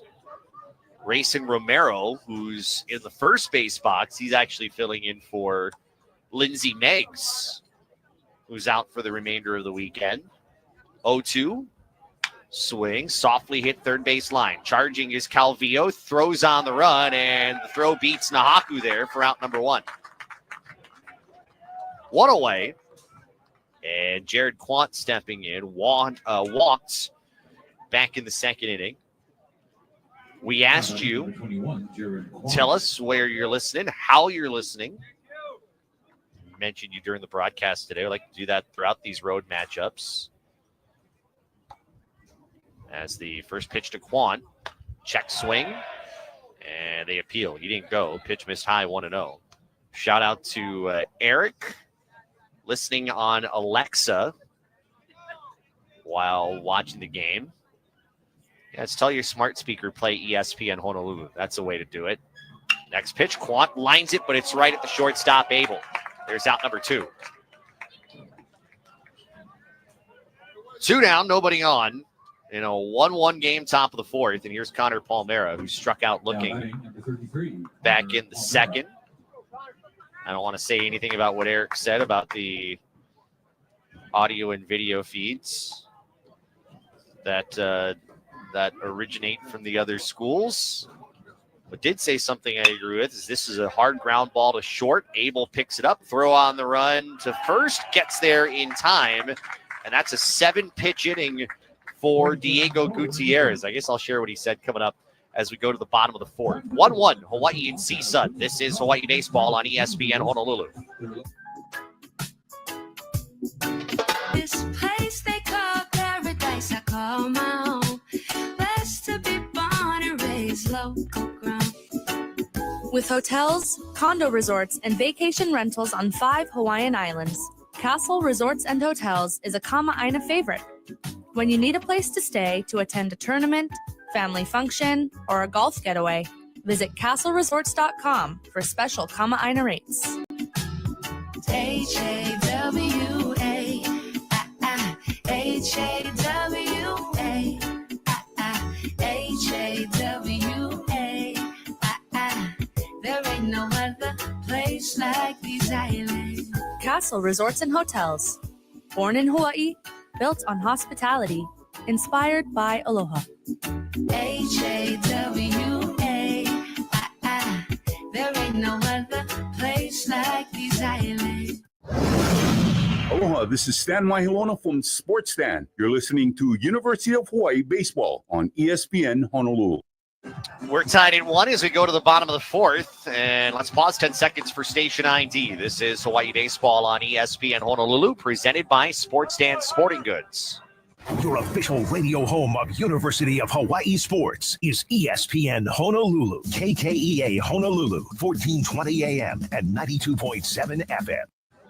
Josh Pacheco from Robert J. Hiegert Field in Northridge, California. It's formerly known as Matador Field. They renamed it after their former coach from many years ago, which goes right along with the fact that they added lights. The new scoreboard was put in last year. It makes sense. You put all of those new things in to this facility, and you recognize one of the architects of this program. They had in their preseason banquet, they announced it. They had former major leaguer Dallas Braden, who was emceeing it. Jaron Sanderson takes a first pitch down low, 1 ball, no strikes from Liam O'Brien. Sanderson 0 for 1. I was about to say the city of the team that Braden played for, but I realized they're not attached anymore. There's a slider for a strike. 1-1. Pitched for the A's, did Braden. The A's are no longer in Oakland. They are just the A's. 1-1. Swing and a bouncer right up the middle. Sakaino to his right. Throwing on the run to first. It's in time. Nice play by Shinsuke. Route number 1. But during that ceremony, they made the announcement for the all-time winningest coach in CSUN program history. So leadoff man retired. Here is Matthew Pena, who walked in the second inning, then was caught trying to steal second. Left-handed hitter, homered last night, and swings and fouls the first pitch back. So I'll go back to something one of our listeners on our X feed had said, Eric did, saying yesterday is another reason why all games should have video. And I would say to you, generally, yes, I would agree for a number of different reasons. Also for the fans. 0-1. That's a changeup down low. 1 ball, 1 strike. I would say, though, that when you're talking about school-led productions, and many of them are student-driven, there's just not a lot of manpower and equipment to go around for a lot of these. 1-1, breaking ball, foul tip back. And here at CSUN, they had volleyball last night, so they chose to do the video broadcast for the indoor sport rather than the outdoor sport. And if you're a fan of the sport that doesn't get video, you feel like you've been kind of jobbed. And it goes kind of all the way around. So, unfortunately, you can't really win in those situations. Trust me, Hawaii fans know a little bit about that with that whole UC Santa Barbara series. 1-2, the offering is a bit high. 2 balls, 2 strikes. And I would say to those Hawaii fans who were feeling that when volleyball got video and radio and baseball didn't, you know, unfortunately, you have to choose one. There's not enough to go around to do everything. 2-2. That's strike 3 called. Slider on the outside corner. And Pena down on strikes 2 away. Second K for O'Brien to go along with 3 walks and a hit batter. Now here's Matthew Carrazza, the catcher, who struck out in the second. He's 0 for 1. So, and I think, you know, even the Mountain West, I think a lot of it, you know, they have that issue too, where, you know, they have the Mountain West network, and I don't know that everything gets video. First pitch, swing and a miss on one running down and in, strike 1. It's the same thing. A lot of them are school institutionally led. Bigger programs, like in the power conferences, they have the resources, especially in-house. The smaller programs don't. It's an unfortunate fact. 0-1, a one-hopper picked up by Donahue at short. He'll throw across to first, record the out, and end the inning. Just the kind of inning Liam O'Brien needed. A 10-pitch fourth as CSUN's retired in order. We'll go to the 5th. We are tied at 1. This is Hawaii Baseball on ESPN Honolulu. Hey, this is Kunoa Leahy of Let's Talk Sports. Since undergoing Dr. Charles Arakaki's regenerative knee joint therapy treatment at MotoGen Medical, people ask me the same questions all the time. First, what is it exactly? Well, it's a series of injections that uses properties from your own body to promote healing and relief. Second, does it hurt? It's a fairly pain-free process. And lastly, does it work? Results obviously will vary from person to person, but for me, they were immediate. Pain and swelling diminished noticeably, and almost 5 months removed, my knees are still feeling really good, from general workouts to playing golf to even getting back on the basketball court here and there. I've been more active and more confident that my knees will hold up. So give Dr. Charles Arakaki a call if you're experiencing joint pain or discomfort in your knees, hips, lower back, or shoulders due to past surgeries or bone-on-bone wear and tear. Call MotoGen Medical for a free evaluation, 808-562-5000, or book your free evaluation online at motogen.com. That's MODOGEN.com. Rainbow Warrior Baseball on ESPN Honolulu. All right, we go to the 5th. We are tied at 1. The lone scores in this game, Matt Miura's RBI single back in the first inning. And the fielder's choice sack bunt RBI from Roberto Gonzalez for CSUN. That came in the 3rd. Hawaii will bring up Kinsey, Sakino, and Donahue, 9-1-2, against Diego Gutierrez, who so far, 3 strikeouts, 2 walks, a run on 3 hits. He has thrown 62 pitches, 39 of them 4 strikes.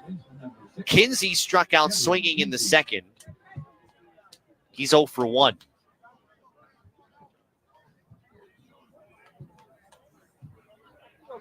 He gets the start at third. It was Nishida last night. And Kinsey yanks the first pitch back foul. Keep mentioning those. Saying hello to us on the X account. Henry says he is listening in his bedroom via ESPN Honolulu from TuneIn on his Echo device. 0-1. Curveball right over the inside half for a strike, 0-2. So far, it seems like, I don't know if I should be happy about this or not, but it seems like the smart devices are winning today. Where are you on the radio? 0-2. Swing, foul, tipped by Kinsey. Still no balls and 2 strikes. Daryl's at work. It's up to you, Daryl. Choice of device, iPhone. All right, so we got 2 smart speaker, 1 iPhone. 0-2. Kinsey lines this to left center field on his horse. The center fielder who reaches out couldn't make the catch. He didn't hang on. Kinsey going into second stands in there with what I think they're going to score as a double, and they will. That was one heck of an effort by Gonzalez. He was trying to stretch out his leap to his right, and it was in his glove. I think as he was going down, it looked like the ball was starting to pop out, and we could see it hit the ground.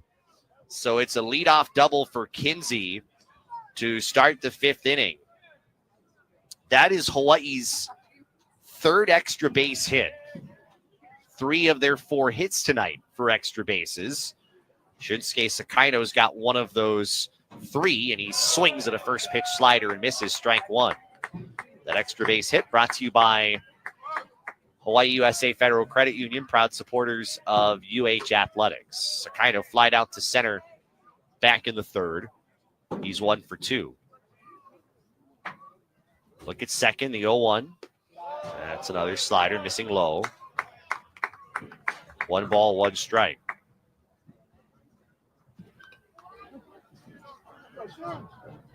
Jordan Donahue on deck. Count 1 ball, 1 strike. First baseman Pena in. Now he's backpedaling from his position. Sakaino now showing bunt, pulls the bat back, and he twists out of the way of one coming inside on him. 2 balls, 1 strike.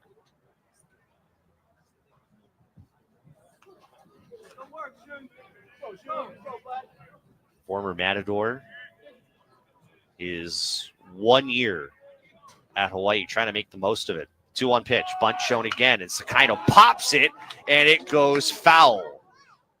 I'd say he pops it, but it was more like a line drive bunt that went foul, maybe about 10 feet shy of first base.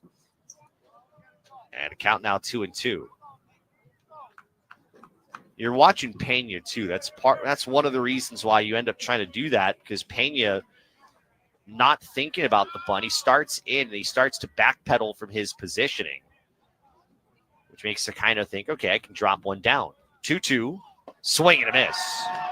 Strikes out the slider over the outside half. There's 1 down. And that'll bring Jordan Donahue to the plate. Sacrifice bunt in the 1st. Walked in the 3rd. 1-1, top 5.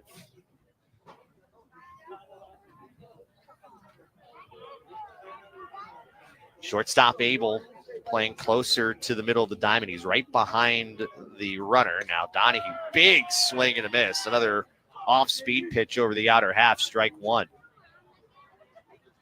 It almost seems like Hawaii is almost starting to expect it. You're seeing some big hacks. 0-1. Donahue swings and pokes it back foul. Lights are on. Well, they've been on for a little while. It's just about 6:10 here local time. I think they learned from last night. It took a long time to put the lights on last night. And someone was saying to me yesterday, it was getting kind of dark at about 6:30. 0-2. Fastball's upstairs. 1 ball, 2 strikes. It's getting kind of dark. And they finally started to turn the lights on a little after 6:30. Well, they actually did it before 6. Someone remembered this time. Gutierrez ready. Here's his pitch. That's down low. 2 balls, 2 strikes. Good block. But on in the dirt by Carazza, but on the play, Kinsey gets over to third. So a wild pitch moves him over.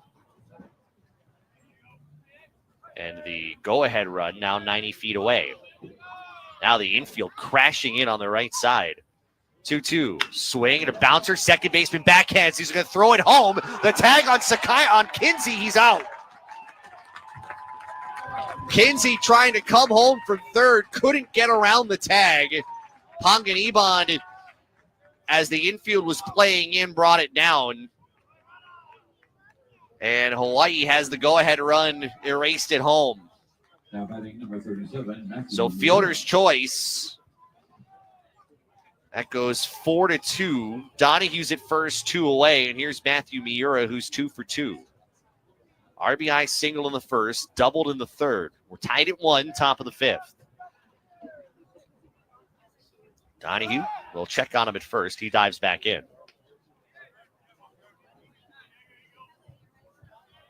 Kinsey, it looked like he was trying to swim toward the inside of home plate, the right side of the plate. He could not avoid the tag. It's up and inside 1-0 to Miura. The throw from Panganiban was toward the third base side of home. It was placed in the right spot with where the runner was coming home from. They'll check on Donahue at first. He gets back in.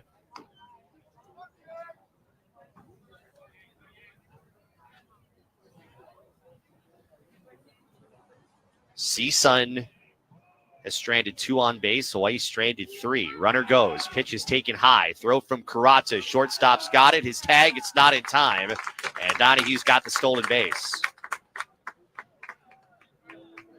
And Miura didn't feel like he needed to swing to protect the runner. So counts at 2-0 with 2 out. And we'll see a mound visit here. I think that's John Strauss, the pitching coach, who's going to bring everybody together. This is a key moment here for CSUN and for Gutierrez. Hawaii's been putting some pressure. Pitch count, I don't know. I think this is not including the current at bat. 78 pitches, 49 for strikes. And CSUN wants to make sure this stays at a 1-1 game. I want to shout out more of the folks listening in, letting us know where they're tuning in from. Jen says she is listening via the Simple Radio app. Okay. On the iPhone. We need someone to tell us they're listening on the radio. Give us a radio shout out here. We've gotten apps and smart speakers. Getting everybody here. 2-0, pitch to Miura. That's down and away, blocked by Carazza. Donahue's going to stay at second. 3 balls, no strikes. So Brandon's tuning in. What's up to you, Brandon? Doesn't say where or how, but Brandon's listening in. He's one of our diehards who tunes into every broadcast. 3-0. Swing. This one driven out of play to the right. 3 balls and 1 strike to Miura. You don't often see a swing on a 3-0 count.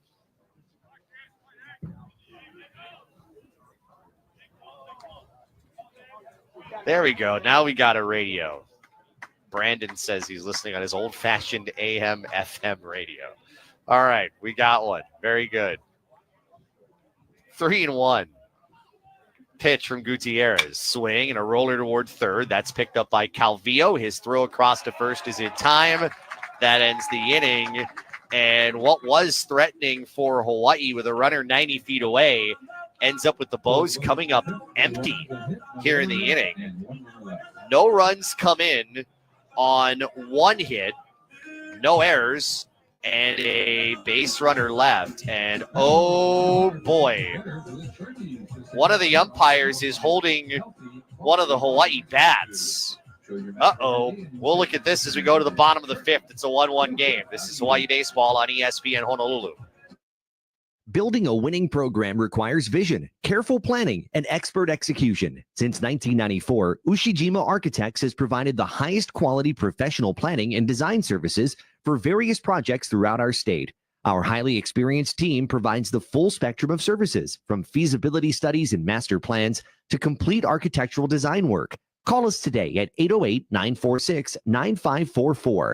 Ushijima Architects is a proud sponsor of University of Hawaii Baseball. Everyone knows Young's Fish Market for their Hawaiian food specialties and home of the Wow Lao Lao. But did you know they can cater your next baby luau, wedding, or corporate outing? Kalua pig, squid luau, chicken long rice, shoyu poke, lomi salmon, and choice of lao lao. Check out youngsfishmarket.com and order their various courses. Delivery and serving equipment rental available. Young's Fish Market in Kalihi at City Square. Rainbow Warrior Baseball on ESPN Honolulu. Bottom of inning number 5, we are tied at 1 between Hawaii and CSUN, and it seems like the bat gate has led to nothing. Home plate umpire Eric Peterson picked up the bat and brought it over to Daryl Mason. They looked at it, and then they walked over to Dave Nakama, mentioned something about the bat, and after that, we don't know that anything's come of it. So we see O'Brien back out on the mound for Hawaii, and the first pitch to Will Lindbergh is a called strike. 0-1. Lindbergh walked and scored back in the third. Bryant's pitch count is in the high 60s. It's 67. Next pitch down low. 1 ball and 1 strike. Trent Abel, Cameron Calvillo also due up here in the inning. The bat thing, to explain to you, and that's something I think that's kind of new this year with bat inspections. There's a breaking ball, strike 2 on the outer half, 1 ball, 2 strikes. So before each game, they have bat inspections, and you know that a bat has approved inspection. They have, representatives from both teams and somebody else. So it's kind of, it's fair and square across the board. 1-2 swing. This one slicing down the left field line and foul. And a bat is approved during that inspection process. You don't have like a neutral arbiter. There's not enough of those to go around in college baseball. There's usually a sticker that's put near where the hands are on the bat. Breaking ball high. Count 2-2. And it's the opposing team's sticker. So the opposing team looks at it and they're like, yeah, okay, we approve of it. And we're good. 2-2. Slider up and away. Count full. And from what I was seeing, it didn't look like they were looking toward the handles of the bat and saying, well, we don't see this one approved. It appeared like it was, but they were pointing to something that was more toward the sweet spot of the bat. 3-2. O'Brien to the plate. Fastball. That's spoiled back and foul. And sometimes they happen at different places. At Les Murakami Stadium, they don't do that in front of everybody. It's actually behind the Hawaii dugout. 3-2. That's outside. Ball 4. Fastball just low and outside. And the leadoff man is on. 4th walk from O'Brien to go with 2 Ks. And Trent Abel coming up. No action in the Hawaii bullpen. at least right now. There seemed to be some a little bit earlier, but it looks like they're going to get some going again as the pitch counts now at 74. Abel struck out swinging in the third. He's 0 for 1.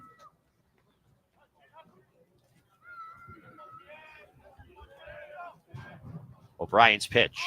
Bunt shown. It's popped up off the mound. O'Brien, he's got to hurry. The throw, he airmails it into foul ground. Heading down toward third is going to be Lindbergh. Over to second is Abel. They're waving around Lindbergh. The throw from right field's not going to get there. O'Brien sailed it way high at first. Got deep into foul ground down the right field side. His second error of the evening. And it's now 2-1 CSUN. Wow. And he had to hurry. The bunt was popped up low in the air. It wasn't just straight down to the ground, but it was one of those right between home and the mound. And O'Brien got up. He didn't really have a sense of urgency necessary to pick it up and throw quickly. He decided his urgency was going to be how hard he threw the ball. And you always cringe when pitchers do that because it doesn't always work. So that's going to be an E1 as Calvillo comes up. And the pitch from O'Brien with the infield in is down and away. 1 ball, no strikes.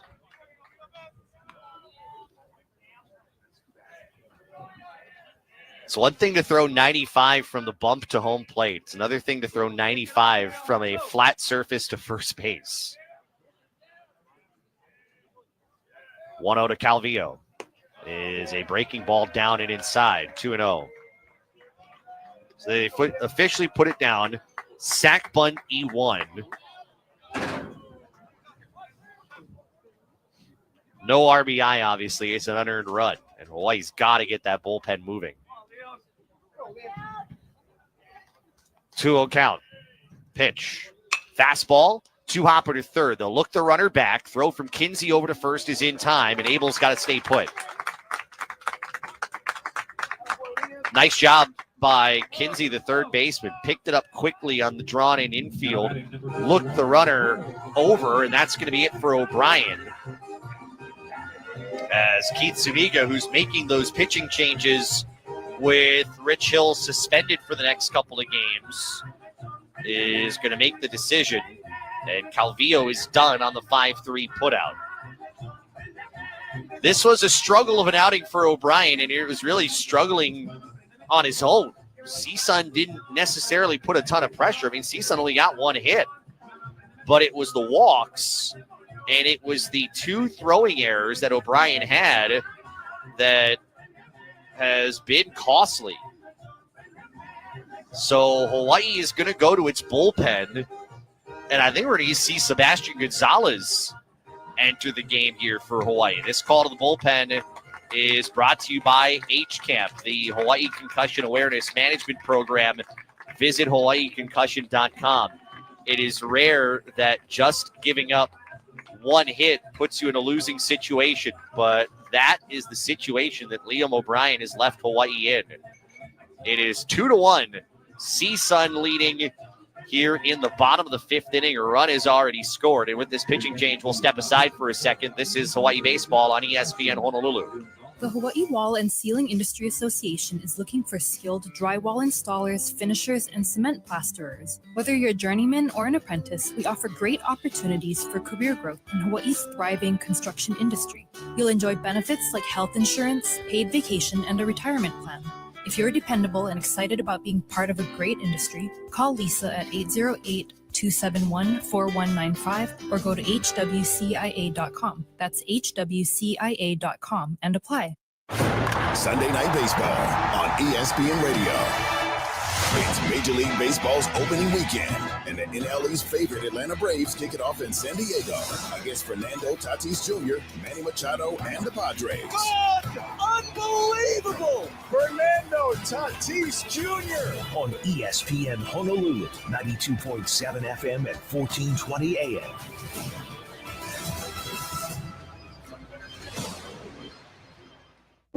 Rainbow Warrior Baseball on ESPN Honolulu. Sebastian Gonzalez out of the bullpen for Hawaii after Liam O'Brien only goes 4 1/3 innings. 1 hit, 4 walks, 3 strikeouts, 78 pitches, 45 for strikes.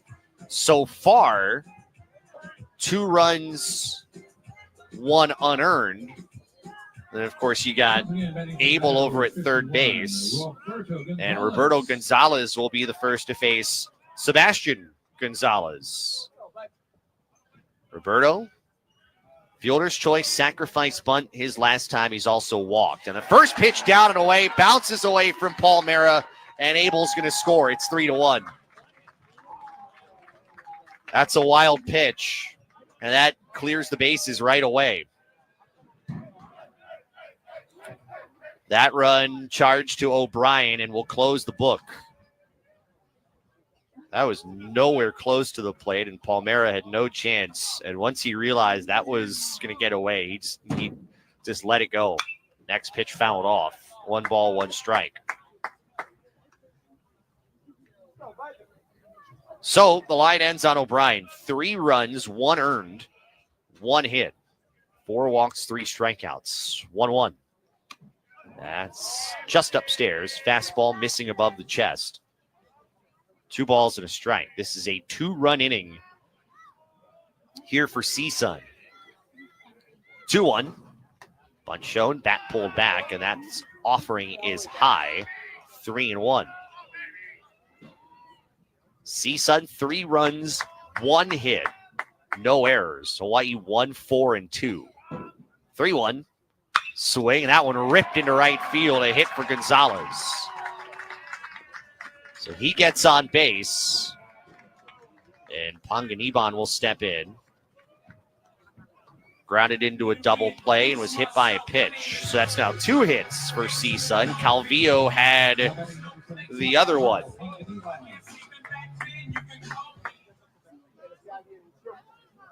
CSUN coming off of a series win.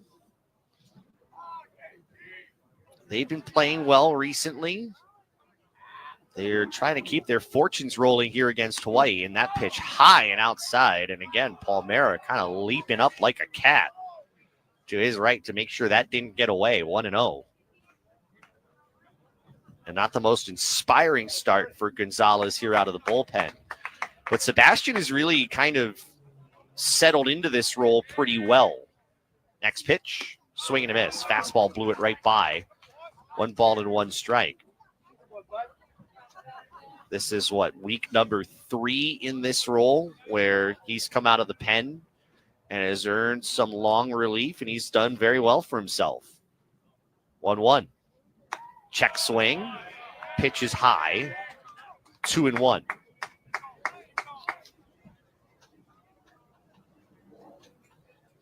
There's just a little bit of help here for Diego Gutierrez, the CSUN right-hander. 2-1. Swing. This is lined into right center field for a hit. Miura tracks it down. Heading for third is Gonzalez, and he will get there. And CSUN continues to threaten with runners at the corners and 1 out.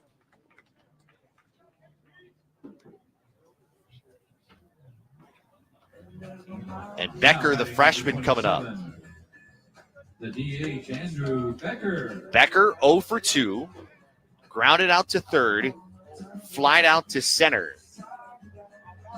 It is 3-1 Matadors in the bottom of the 5th. This has been a much different game than last night. Last night it was 15-10. You had 5 home runs between the 2 teams. It was just wild. This has been a little more normal, if you will. Pitch. Swing, hard hit to second. Sakino backhands to Donahue for 1. To first. Double play. Inning over. What a play by Sakino. Turned around off his back foot. Got it to Donahue covering second. Back to first just in time. A 4-6-3 inning-ending double play. Matadors, however, do drive in 2. 2 runs on 2 hits, 1 error, and 1 runner left on base. We'll go to the 6th. It's 3-1 CSUN. This is Hawaii Baseball on ESPN Honolulu.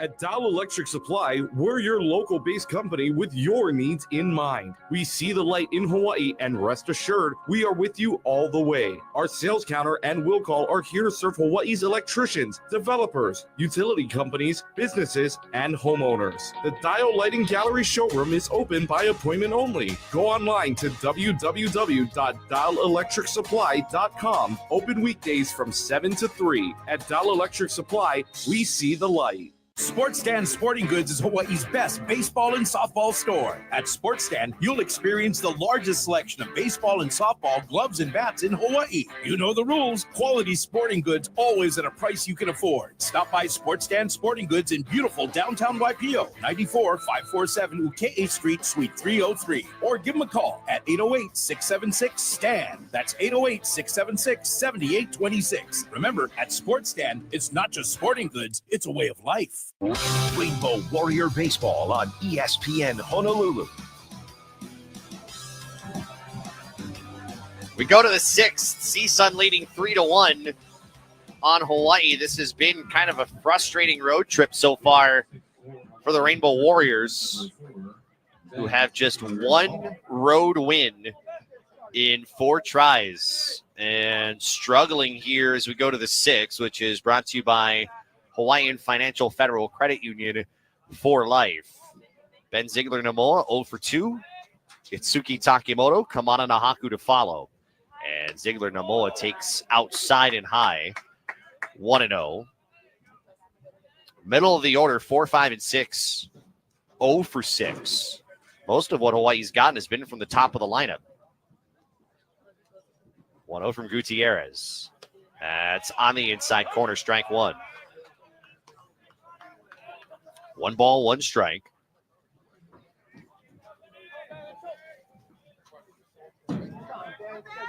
We saw Hawaii's lone run in the first, and we've seen both of these teams just kind of trade runs here and there last night. Mostly CSUN getting the better every time Hawaii would plate runs, breaking ball away. 2-1. So Hawaii could try to do that on its own here. Try to reverse psychology here on the Matadors at the plate. 2-1. This is ripped into right center. That's a base hit for Ziegler-Namoa. It's going to track all the way to the fence. Ziegler-Namoa going for 2. He's going to get there with a double.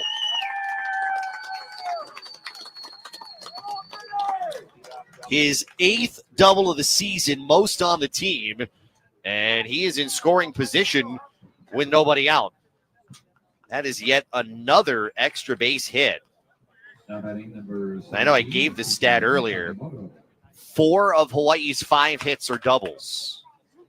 That one brought to you by Hawaii USA Federal Credit Union, proud supporter of UH Athletics. So here's the tying runner at the plate, and that's Itsuki Takimoto.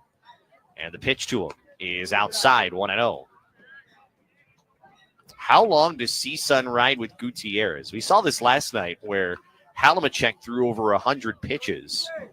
But one thing CSUN does not have is a lot of depth arm-wise. That's why they rode Halimacek as long as they could. Swing and a miss. Fastball challenging Takimoto up. 1 ball and 1 strike. Halimacek threw 112 last night. 8 runs, 6 hits, 6 strikeouts, 3 walks. Still got the win because of run support. 1-1. Change up, misses low. 2 balls and a strike. Here, there's not a lot of run support for Gutierrez, but he's danced out of trouble. Hawaii is stranded 4.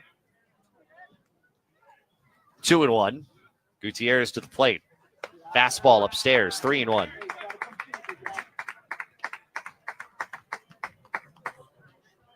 And if they walk Takimoto, that could really make things interesting with nobody out. With the speedster Nahaku coming up. 3-1. Fastball in tight. Backs Takimoto off the plate, and it's ball 4. Ziegler-Namoa at second. Takimoto at first, and here is Nahaku. And there are a whole bunch of options you can play with here. Nahaku 0 for 2, a couple of groundouts. You could think about a bunt. could let him swing away. I mean, the tying run is now on base. You've got Quant on deck as both catcher and pitcher meet for a moment on the top of the bump. It leaves so many potential things here, and we'll see what Dave Nakama calls up here. If you're just tuning in, I said Dave Nakama. Yes, Rich Hill ejected from last night's game. He has been suspended 2 games, so he'll miss the remainder of the weekend. Corner infielder's in. Nahaku shows bunt, pulls the bat back, and the fastball is high. They will appeal. He did not turn, did Daryl Mason say, as ball 1. You kind of figure this is in a low-scoring game as compared to last night, with the pitcher toward the end of his life. Bunt shown again. Fastball just away. It's 2-0. Turning up the heat on the pressure might be the best thing to do. There is a lefty now warming in the CSUN bullpen. Gutierrez now at 92 pitches. 2-0. Bunt shown again. Put down left side. Third baseman charges. His only play to first. It's in time. Sack bunt goes 5-3, but Hawaii now has 2 runners in scoring position. It seemed really just like the obvious move. You've got 5 hits in the game that you got to manufacture runs at this point, and that's what Hawaii's aiming to do with Quant coming up. Quant 0 for 1 with a walk. He is 0 for 5 in the series. Corner infielders again in. Pitch to Quant. Takes down and away, 1-0.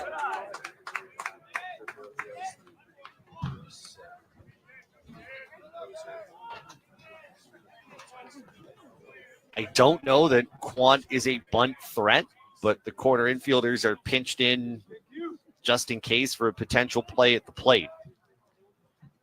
1-0. Swing. That's a check swing, and it goes off the end of the bat and bounces foul to the left. 1 ball, 1 strike.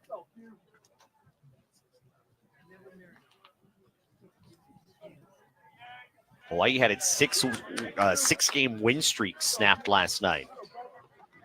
Trying to start a new one today. 1-1. Quant swings, drives this down the left field line. Moving back, Sanderson. Sanderson at the track, he makes the catch. Tagging up from third is Ziegler Namoa. He will score, and Hawaii's within a run. It is 3-2. That ball had some carry down the left field line where it is just 325. Credit Sanderson. He got there about 5 feet shy of the wall. That run brought to you by Sports Stand Sporting Goods. It's not just sporting goods, it's a way of life. Looks like we'll get a pinch hitter here for Palmera. That indeed will have. Aiden Cooney is going to pinch hit. So this in-game adjustment brought to you by Lex Brody's Tire Company, where University of Hawaii apparel when you visit any Oahu Lex Brody's location and get an additional 5% off your purchase. 3-2 CSUN, top of the 6th inning. There's 2 out in the inning, and the tying run is at second base. Cooney hitting 154, 2 runs driven in. Gutierrez's pitch. Cooney takes the breaking ball. Strike 1 called, top of the zone.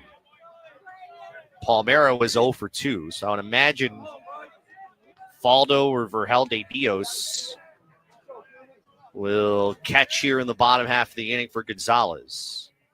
0-1. Breaking ball off the plate outside. That was pitch number 98 from Gutierrez. Third baseman Calvillo off the line. Shortstop is right behind Takemoto. 1-1. Swing and a miss. Breaking ball. Cooney waving out in front. 1 ball, 2 strikes.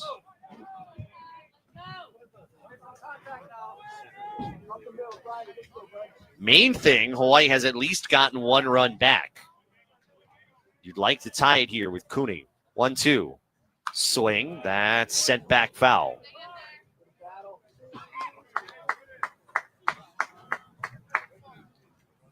And if Cooney can keep the inning going, it'll be Kedron Kinsey next. Good to meet Aiden's family on Tuesday night. 1-2. Outside and high. 2-2. Part of me kind of thinks that this might be Gutierrez's last inning with his pitch count over 100. And there has been action in the Matador bullpen. 2-2. Outside and high. 3-2. Fastball missed.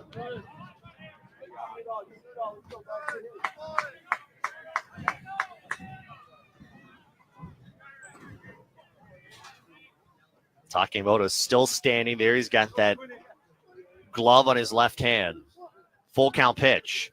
Cooney swings, rips it down the right field line. That's a fair ball. Takemoto around third. He's going to come in and score. Cooney hustling for second with a game-tying double. It is 3-3, top of the sixth.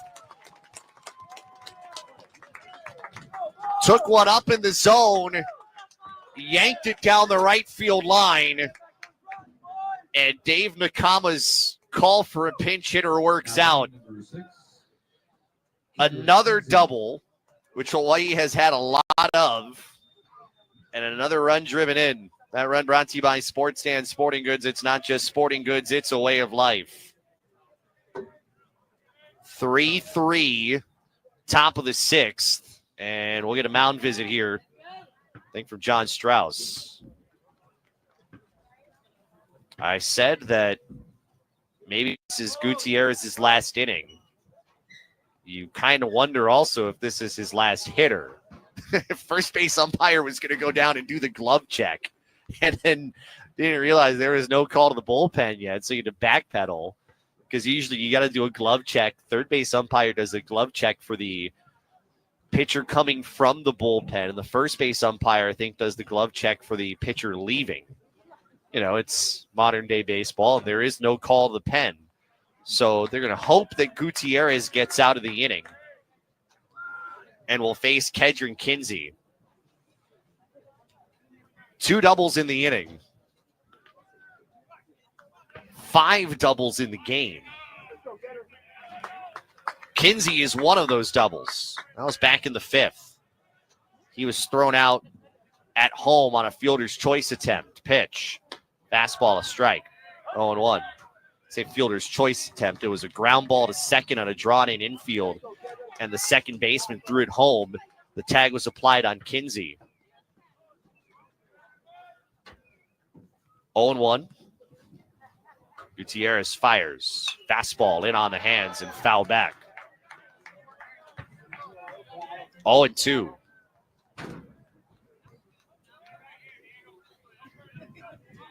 This has been a good one here so far. 3-3 game, top of the sixth. Righty, ready, he delivers. Slider misses away. 1-2 to Kinsey.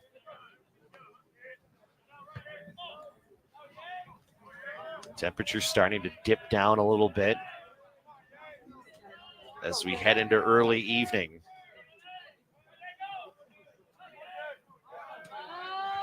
One-two, and they'll turn around with the pitch clock down to 1. They'll break it by throwing over to second where Cooney is.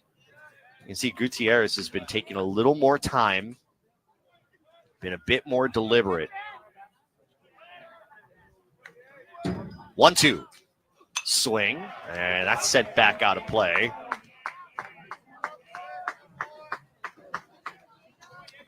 Still 1 ball, 2 strikes. Good battle here.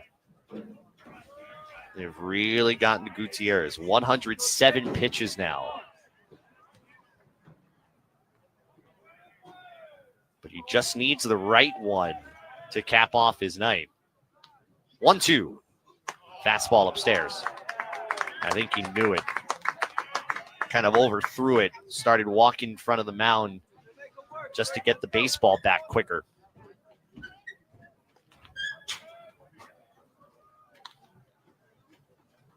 2-2.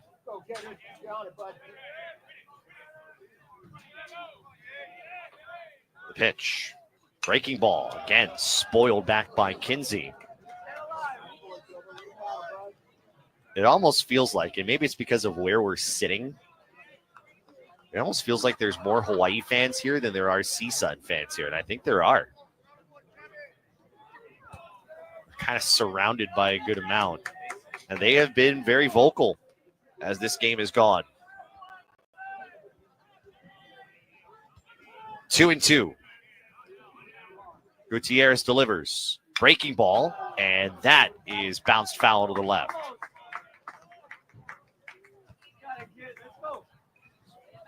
Dave Nakama said before the game they had Dushita starting at third last night, and he said they felt like Kinsey deserved a chance to start today.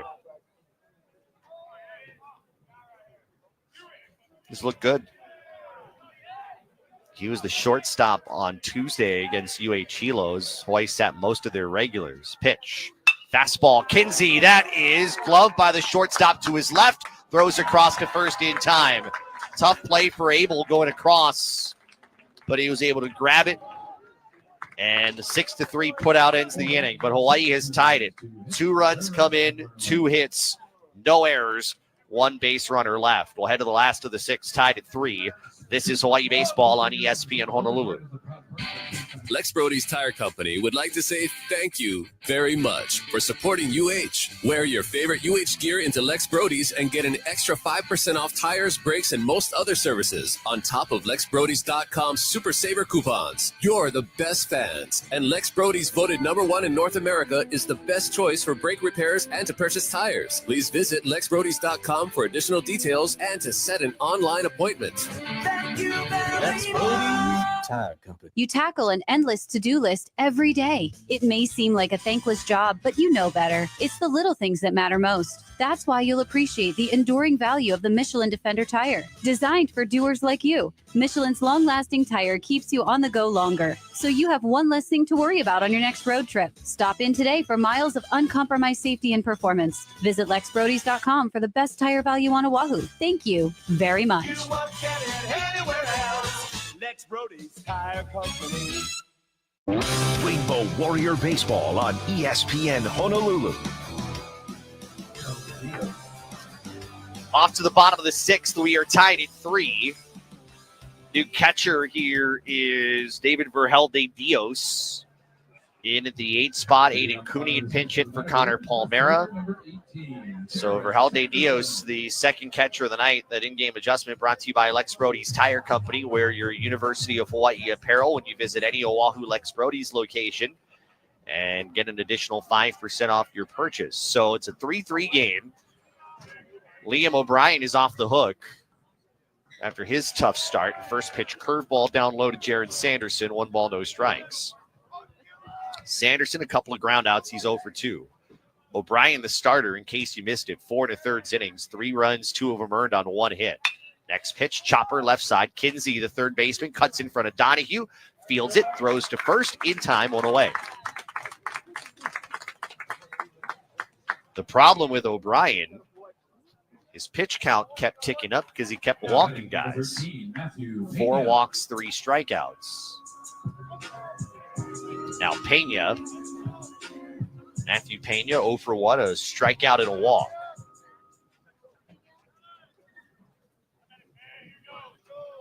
Hit a home run last night. Pitch to him, checks his swing. It's a fastball away. Count at 1-0. Next one from Gonzalez. That's a curveball. That's low and away. 2 balls, no strikes. Continuing to say hello to those listening in wherever they are. You can let us know where you're listening and how you're listening. On X, at Josh on the radio. That's where I am. Fastball misses low and outside. 3-0 to Pena. And by request, we have had a couple of people that do say they are listening on the radio. Perfect. 3-0 fastball. There's a strike on the inner corner. 3-1. Patty even sent us a picture. Listening the old-fashioned way on her Jensen radio. 3-1. Pena launches it to right. Quant moving back near the track. He makes the catch. 2 away. A loud second out off the bat of Pena. And that will bring Matthew Kurata up. 0 for 2, grounded out to short his last time. Also, listening on radio, Auntie Jerry's listening in. She says we're fortunate, Hawaii baseball fans are, that we on radio are a constant. First pitch foul tipped by Kurata into Vergel de Dios' glove, strike 1. I say we are fortunate that we have dependable, consistent fans who listen in, like our own Auntie Jerry. 0-1. That's a strike called on the inner half. Nice fastball. They set up away. That pitch came toward the inside part of the plate. It's 0-2. But hey, that's now what? 2 radio, 3 radio. We've got everybody. Smart speakers, apps, radio, pitch, popped up. And that will go back and out of play. Let's watch the Cars. They're 5. Love that. It's a habit now. Every time a ball is sent back out of play, you turn to your right, and you see if the Cars or homes are in danger. Gonzalez trying to work together a 1-2-3 inning. His pitch, swing, and that's sent back again. We take a peek again. That's also foul.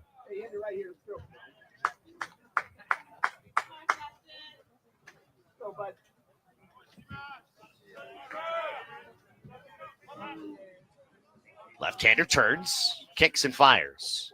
Breaking ball, chopper left side. Kinsey's going to cut in front of Donahue again. Fields it, throws to first, records the out. And that will end the inning.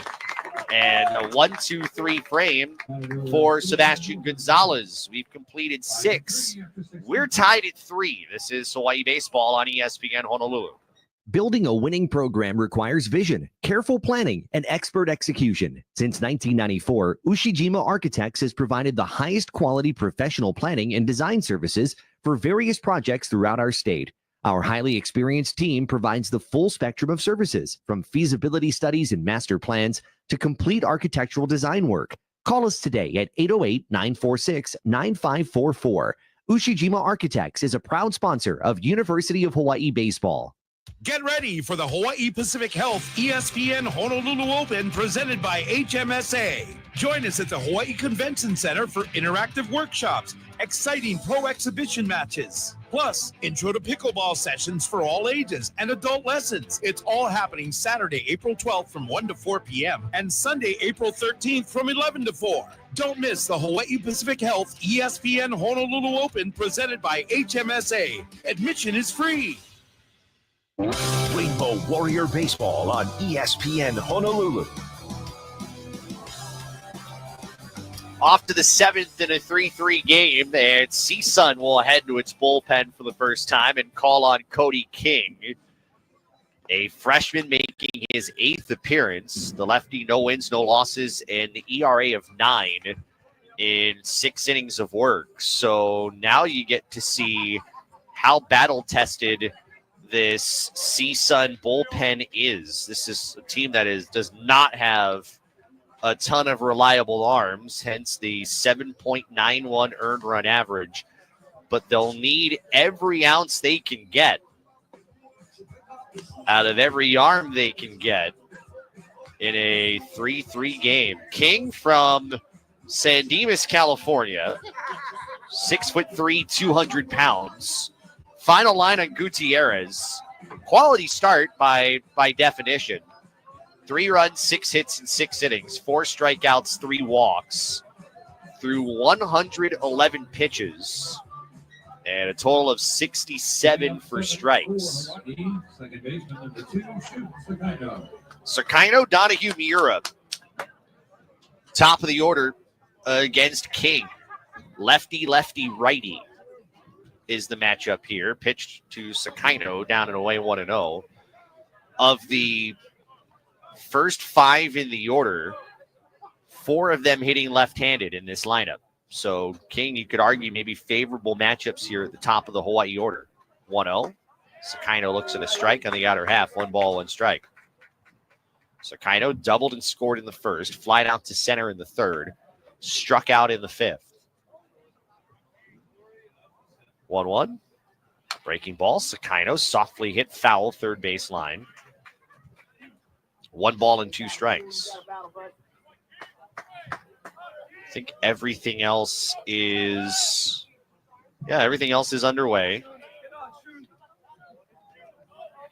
Cal Poly and UC Davis actually playing a doubleheader today, and I didn't realize they were doing that, but I know there's some wet weather in the forecast. 1-2 fouled off back to the left. Although I don't know what it is there in Northern California, but I know there's some wet weather expected in the forecast here in Southern California on Monday. 1-2. Pitch from King. Breaking ball, foul tipped. Stays 1-2. I hadn't realized that UC Davis and Cal Poly would be a doubleheader because I don't think it was expected to be a doubleheader. That must have been a late decision made. 1-2. That runs down. Slider missing. 2-2.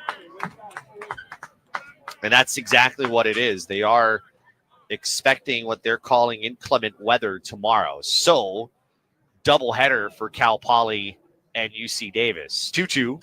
Swing. That's lined back to the screen. The weather app I have here for the Northridge area is just cloudy, but a 60% chance of rain on Monday. So it's a good thing that we'll be out of here on Monday. 2-2. Breaking ball, and Sakino spoils that out of play, slicing out to the left. I think that's the only series that's turned to a doubleheader.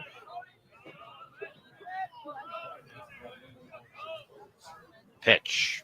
Sakino spoils another one, tips it foul back. He has fouled off 6 in this at-bat. Second game of that doubleheader right now is in the bottom of the 9th. Cal Poly leading 5-1.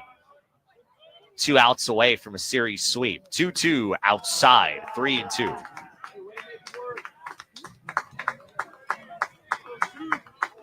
Good at bat here. 11th pitch of this battle coming. 3-2. Outside and high, ball 4. Great at bat from Sakino. Go-ahead run reaches here in the 7th. And with Jordan Donahue coming up, we pause 10 seconds for station ID. This is Hawaii Baseball on ESPN Honolulu, presented by Sports Dad Sporting Goods. ESPN Honolulu is Hawaii's sports leader. KKEA Honolulu, 1420 AM and 92.7 FM, part of the IO family of companies. Josh Pacheco, our great crew. Donahue shows bunt, puts it down third base line. It's a fair ball. Throw from the third baseman across to first is in time. And there's out number 1, 5-3. I was a little surprised that Calvillo decided to field it. I thought maybe if he let it go one more hop, it could have gone foul, but he didn't want to take the chance. So Sakino over to second, 1 out. Here's Matthew Miura, and before we see Miura, we see John Strauss. And that's going to be it for Cody King. So that tells you, given the situation, CSUN's playing matchups. And with the right-handed hitting Miura coming up here before 2 left-handed hitters in a 3-3 game, CSUN did not want to take any chances with the go-ahead run in scoring position. So CSUN goes to the bullpen. We'll tell you about the new pitcher when we come back. We are tied at 3. We're in the top of the 7th inning. Hawaii threatening again with Sakino at second base, and just 1 out. This pitching change. We step aside for a minute. This is Hawaii Baseball on ESPN Honolulu. Join us for an evening full of fun and excitement at the 16th Annual Crime Stoppers Honolulu Gala event. It's set for Friday, May 2nd at the Waialae Country Club. We'll have terrific food, entertainment, and it's all to get behind a great cause, solving and preventing crime on Oahu. To purchase individual tickets or an entire table, please visit HonoluluCrimeStoppers.org and click on the events tab. The 16th Annual Crime Stoppers Gala. Hope to see you there. Paid for by Crime Stoppers Honolulu. Aired by the Hawaii Association of Broadcasters and this station. Sunday Night Baseball on ESPN Radio. It's Major League Baseball's opening weekend, and the NLE's favorite Atlanta Braves kick it off in San Diego against Fernando Tatis Jr., Manny Machado, and the Padres. Unbelievable! Fernando Tatis Jr. On ESPN Honolulu, 92.7 FM at 1420 AM.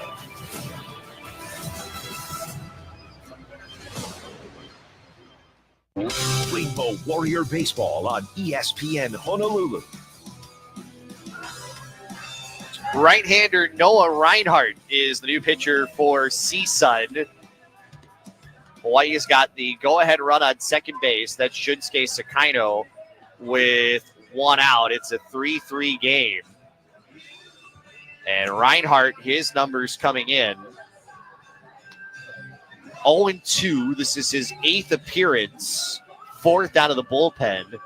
A 10.38 earned run average in 17 1/3 innings. 372 batting average against him. He's given up 5 home runs on the year. So here's Miura, righty versus righty. Here's the numbers. Thank you. Thank you back home.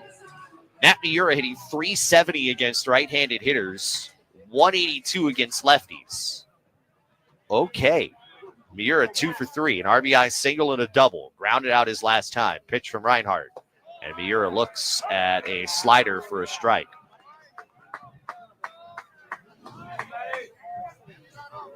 Reinhardt, a transfer from Sacramento State, 6'2", 195-pound junior.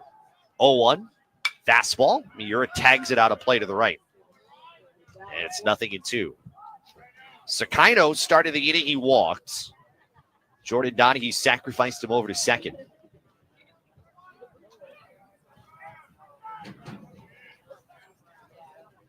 Oh and 2. A look over at second. Here's the pitch. Fastball off the plate away. Reinhardt wanted the whereabouts of the corner. He didn't get it. 1 ball, 2 strikes. One of the reasons why Miura has drawn 21 walks this year. He has shown some good restraints. 2-1, curveball, or 1-2 is a curveball inside, 2-2.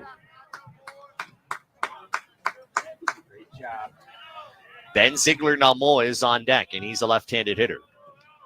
But I don't believe, and I don't see if there is action. I wonder if this is a one-off. 2-2. Breaking ball down and in. 3-2. We can see like one half of the bullpen, which is the closest to the field. We can't see the other half. So it's hard to say if there is action going on right now, if there is a lefty up loosening. Can't really tell. 3-2. Fastball down, ball 4. So here comes kind of a pivotal moment here. Sakaino at second, Miura at first. Here's Ziegler-Namoa. And I get the impression this is Reinhardt's to win or lose here, at least in this 7th inning. Ziegler-Namoa has doubled. That was back in the 6th. He is 1 for 3. Pitch. That's a curveball. Good block in the dirt by Kurata. 1 ball and no strikes. It's one thing these Hawaii hitters have not really seen, just kind of this twisting looking curveball that's got some very quick sink on it. Pitch. Fastball inside. 2-0.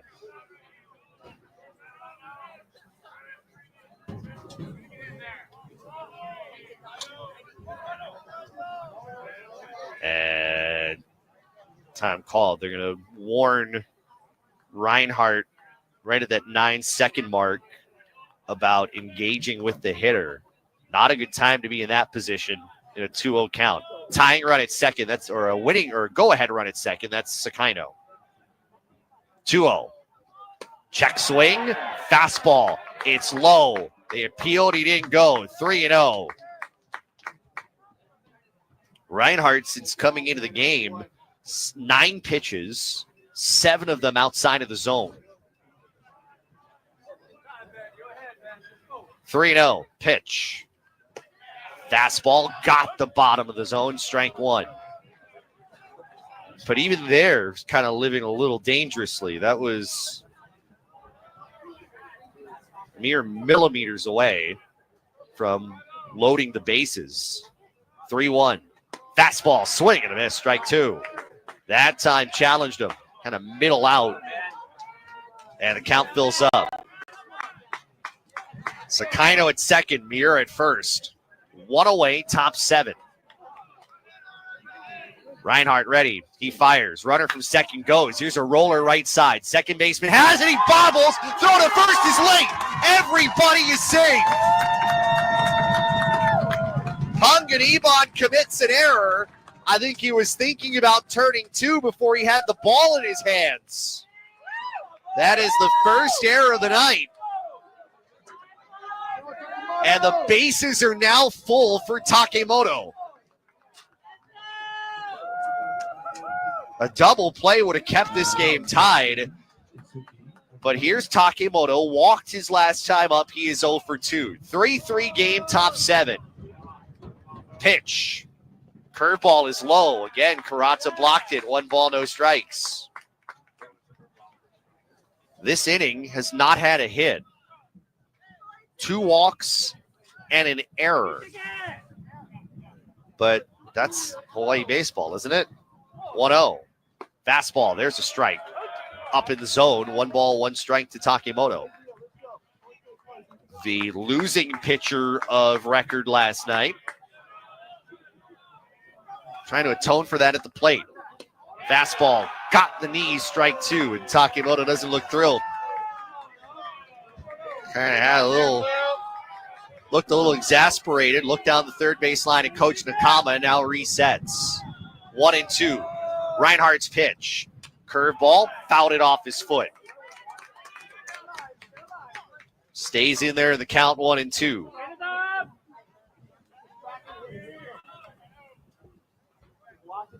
Man, the drama has built here late innings. 1-2 offering. Strike 3 called, fastball knee high, and Takemoto strikes out looking. Reinhardt trying to battle back. That was huge for the C-Sun right-hander. 2 away. And now Kamada Nahaku. Base is full. Sakino at third, Miura at second, Ziegler Namoa at first. Nahaku 0 for 2. Sacrifice bunt his last time. Pitch to the right-handed hitter is a slider. There's a strike. Keeping the pitch down. And that is something now Reinhardt's kind of figured out. The bottom of the strike zone has been his here lately. Hasn't left anything hittable. 0-1. Another slider. There's another strike. 0-2. That one right around the outer half of the plate. Can hear the C-Sun dugout trying to rally him on. 0-2 to Nahaku. Fastball driven out towards center field. Racing back, Gonzalez. Racing back. That one is gone. Nahaku goes yard for a grand slam. And Hawaii has taken a 7-3 lead.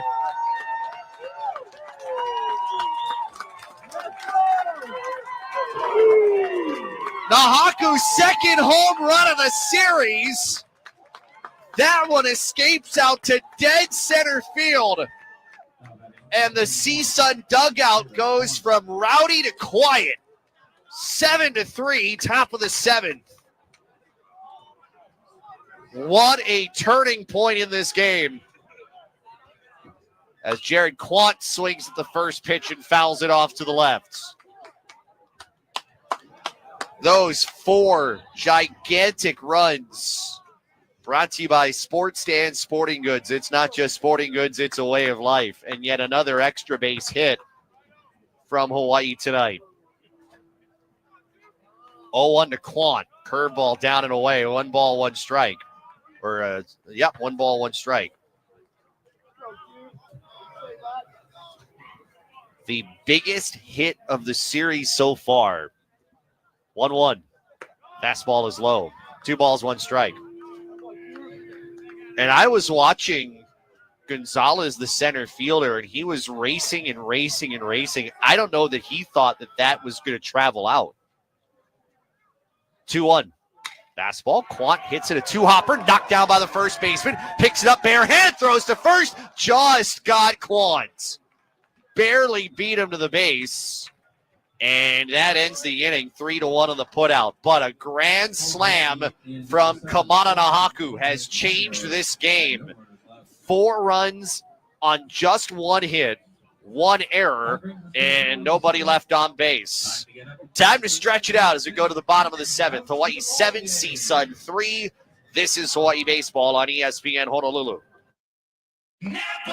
Did you know that 1 in 4 vehicles on the road will need a new battery this year? Don't wait till it's too late to do something about it. Test your battery regularly, and if you need a replacement, Napa has you covered with a full range of long-lasting, high-performance batteries for every make and model on the road. So don't wait until your car won't start or you're stranded on the side of the road. Test your battery today or find the replacement you need at Napa locations nationwide, because it's our mission to keep you moving. Napa! Give your engine the attention it deserves with the advanced formulation of Napa Full Synthetic Engine Oil. It delivers faster oil flow for superior temperature protection in the harshest conditions. Defends against sludge and buildup while keeping your engine running cleaner, longer. And improves fuel efficiency by reducing friction, helping you stay at peak performance mile after mile. Try Napa Full Synthetic Engine Oil today. Available now at Napa locations nationwide. Napa!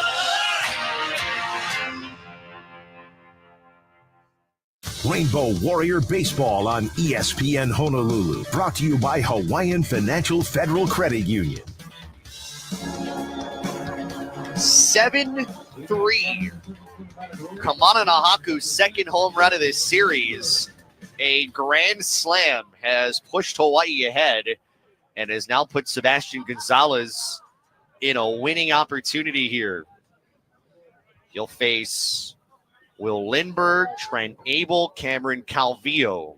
And the first offering to Lindbergh is a strike called on the outer corner. Lindbergh has walked twice.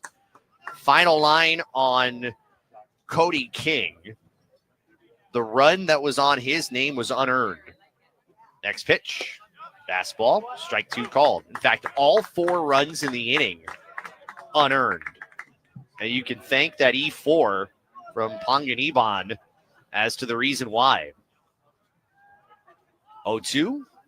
Swing, a chopper to second. Sakino gloves it. He'll throw it over to first and record the opening out of the inning.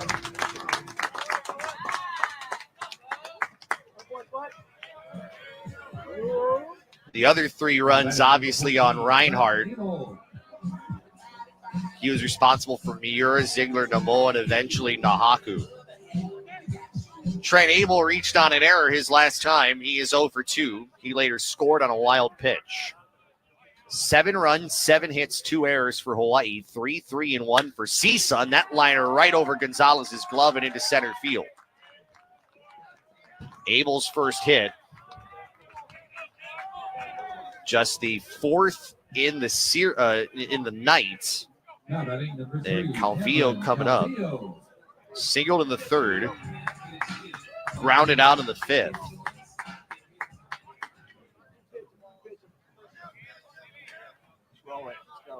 CSUN yesterday, well, both teams actually yesterday, nothing but crooked numbers. As Calvillo looks at a curveball in the dirt blocked by Vergel de Dios. 1 ball, no strikes. Last thing you want to see is more crooked numbers. Both teams had, well, 1 non-crooked number. Straight line in the 1st and the 3rd for Hawaii and CSUN, respectively. Next pitch off the end of the bat. That will get by Donahue into left center field. Rounding second goes Abel. He's going to head for 3rd. Calvillo trying for 2nd. The throw, the tag, he's safe. And now the Matadors are threatening. Right after Hawaii plated 4. That was a hard grounder. It was out of Donahue's reach to his left. and Miura had to go a ways into the gap to track that down. So the tying run is now on deck. And Roberto Gonzalez, who was a triple shy of the cycle last night, steps in here. All he's done is walk, sack, bunt, RBI, fielder's choice, and single. He's been productive every time, and he checks his swing on a first pitch breaking ball. He did go, says Andrew Burke, for strike one.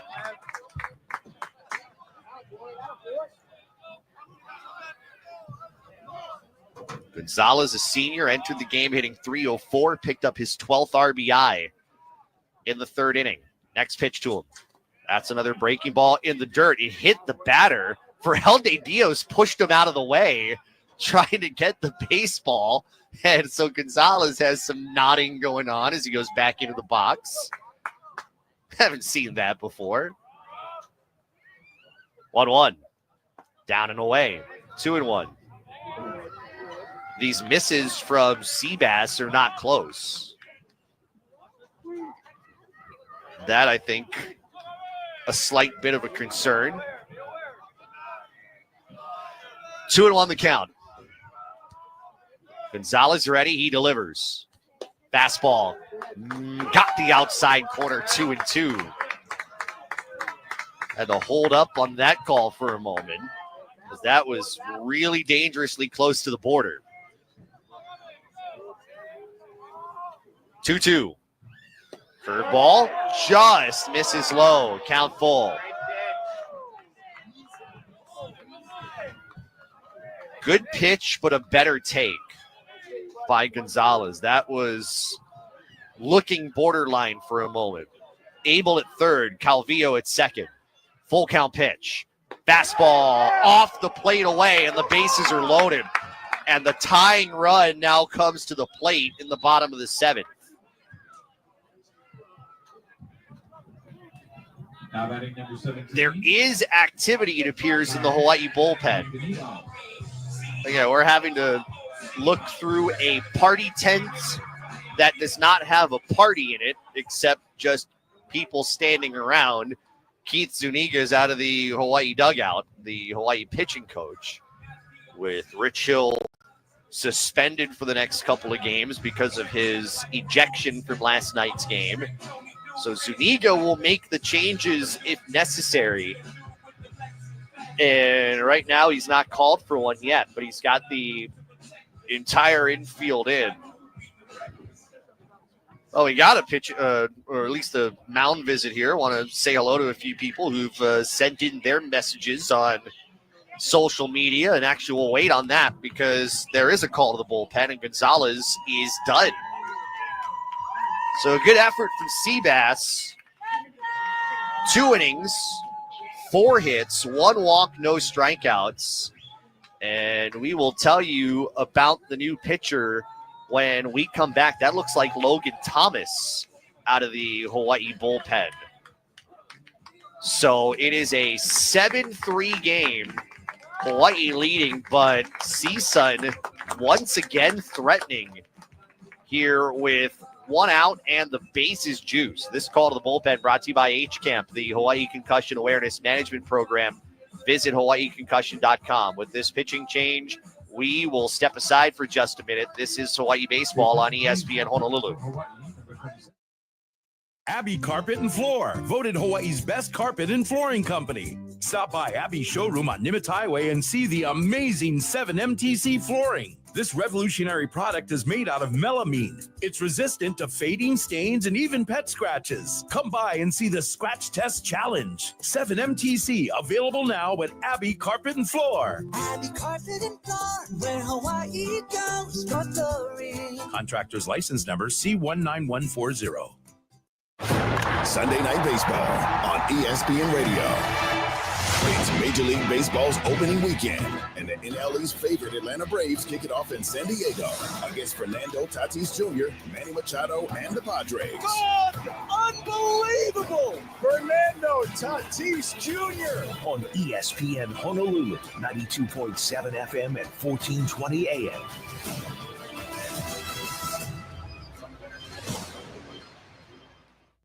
Rainbow Warrior Baseball on ESPN Honolulu. 7-3 Hawaii, bottom of the 7th inning. Bases are loaded for CSUN, and the new pitcher, I mistakenly said Ethan Thomas out of the bullpen. It is Isaiah Magdaleno who is the new Hawaii pitcher, and that makes sense. This is a save situation, technically, and Magdaleno could give you 7 outs and close it out. Bases are loaded, and this is a pinch hitter here for CSUN, it appears.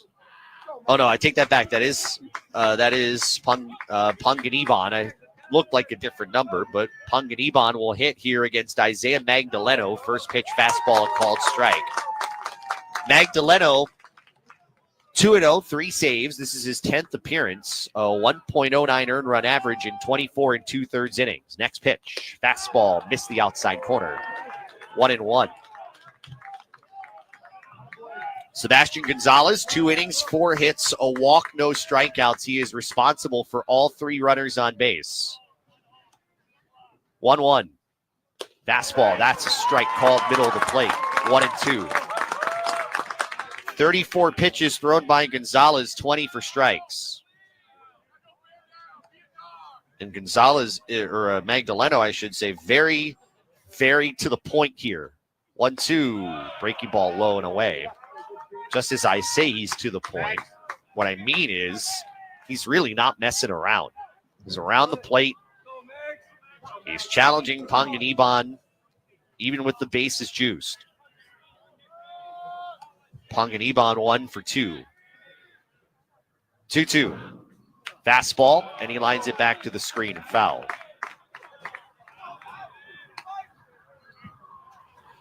Liam O'Brien, 4 1/3 innings, 3 runs, 1 earned, a hit, 4 walks, 3 strikeouts. Gonzalez went the next 2. 2-2, the offering. Fastball left up, and it's popped up. This is right side of the diamond. Sakino, the second baseman. Infield fly rule is called, and there's out number 2. Big second out. And the freshman now, Andrew Becker, will step in. Becker 0 for 3, grounded into an inning-ending double play back in the 5th, where CSUN plated 2 in the inning. Matadors trailing 7-3, bottom of the 7th.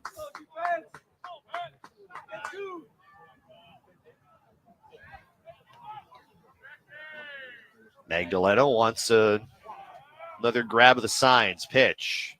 Becker looks at a bender outside, 1-0. Abel at third, he singled.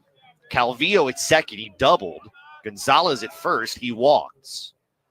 1-0.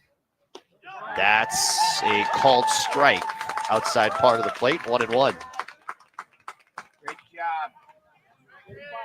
How huge would this be for Hawaii? The grand slam at the top half of the inning, and Hawaii getting out of danger potentially in this half. Next pitch, breaking ball. Did he go? He did. 1-2. Made him go after one, tailing down and out of the zone. 1-2. Hawaii fans pounding here on the bleacher seats here. Pitch. Curveball. This is driven out to right field, but Quant tracks it, makes the catch. Out in deep right. And the Matadors strand, the base is loaded. Magdaleno comes in, gets the last 2 outs of the 7th, and holds on to a 7-3 game. No runs, 2 hits, no errors, bases left full. 7-3 Hawaii as we move to the 8th. This is Hawaii Baseball on ESPN Honolulu. Your health tip of the week is from Dr. Dale Glenn of Hawaii Pacific Health. Colorectal cancer is one of the most common types of cancer in the U.S., but it is preventable and treatable if detected early. Speak to your doctor about getting colorectal cancer screenings at regular intervals, starting at age 45. With a team of experts in leading-edge technology, Hawaii Pacific Health's medical centers and clinics are there to help you live healthier. For more health tips, visit healthierhawaii.org. Hardware Hawaii. Customer first in Kailua. Hi, this is Eddie. I'm the lead lumber for Hardware Hawaii, Kailua.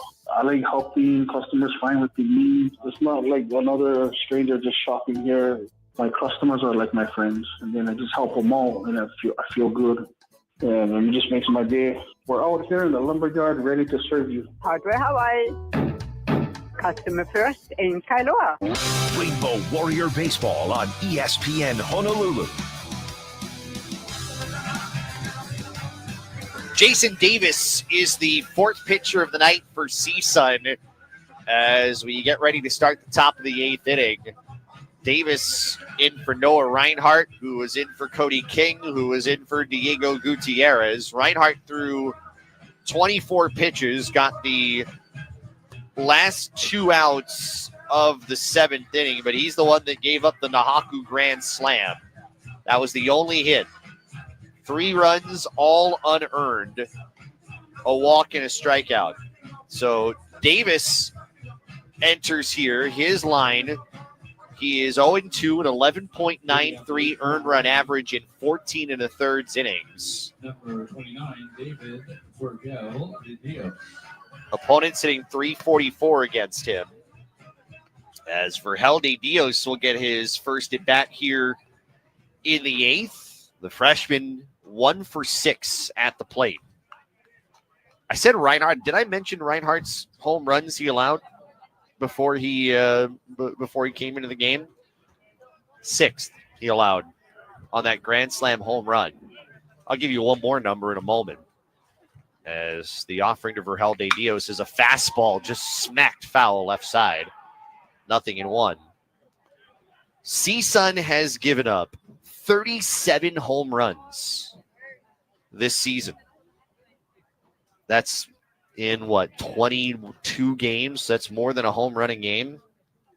0-1. That's a breaking ball missing down and in. 1 ball and 1 strike. Conversely, Hawaii pitchers have given up 17. 1-1. Fastball. Poked foul toward the CSUN dugout, third base side. It's 1-2. Kedron Kinsey is next. Shunsuke Sakaino will follow.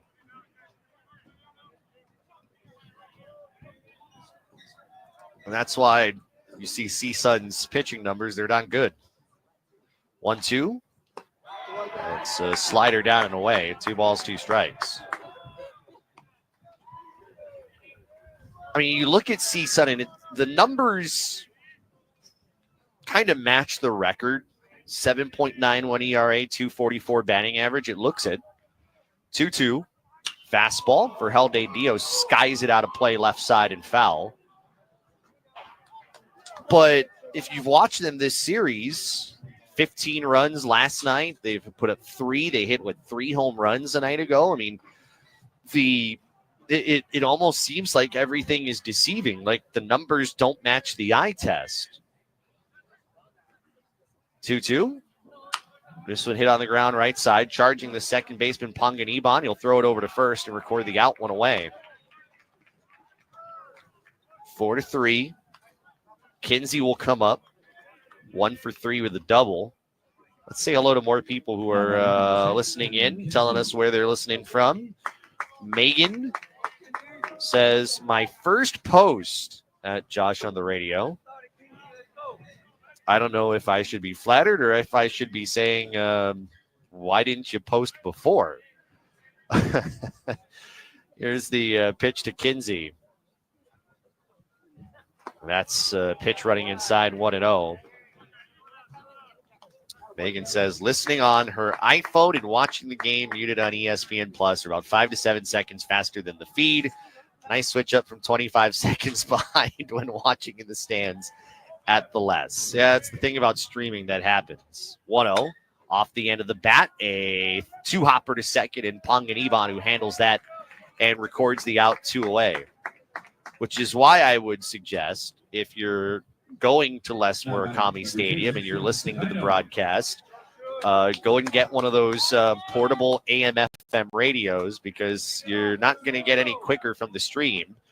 That's just technology. Go get a $10 radio from Walmart.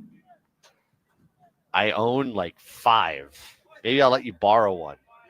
Pitch to Sakino is down and inside 1-0.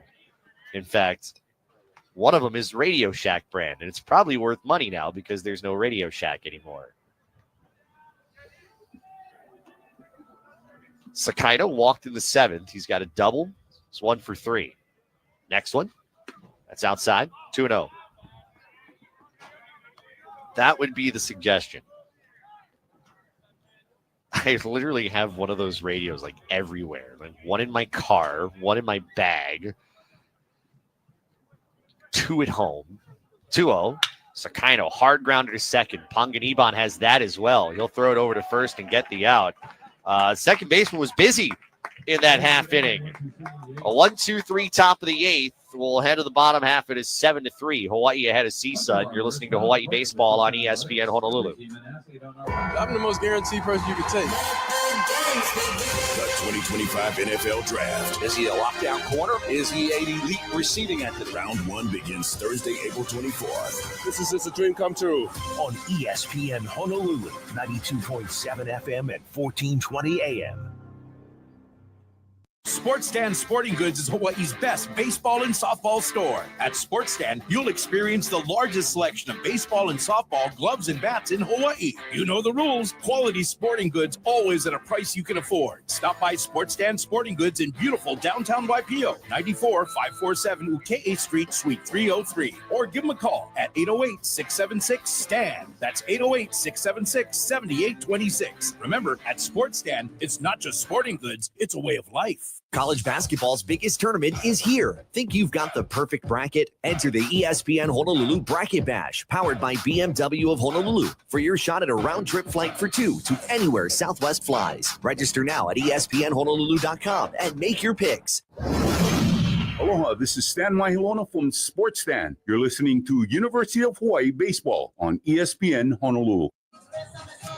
Bottom 8, 7-3, Hawaii leading CSUN as Mags is back out there. Isaiah Magdaletto shut the door on the CSUN threat in the 7th, got the final 2 outs, and still a save situation going here into the 8th. It is final at UC Davis. Cal Poly completes the doubleheader sweep of the Aggies 5-1. So they take the 3. They played a doubleheader today. They were worried about weather tomorrow. Cal Poly outscored UC Davis 20-3 in that 3-game series, and the Mustangs are now 18-8, 9-0 in the Big West, the lone undefeated conference team remaining. Jaron Sanderson takes a fastball, strike 1. Sanderson 0 for 3, all groundouts. You got UC Irvine, and this is final. 14-8 over UC Riverside today. Next pitch, popped in the air out towards center. Miura moving back to his right. He will make the catch. 1 away. I told you earlier, Santa Clara, non-conference game, that series with UC San Diego. Santa Clara wins by the final of 5-4. Everything else underway, because you got 2 games remaining. Cal State Bakersfield and Cal State Fullerton. UC Santa Barbara at Long Beach State. First pitch swinging by Matthew Pena is fouled back. Pena 0 for 2 with a walk.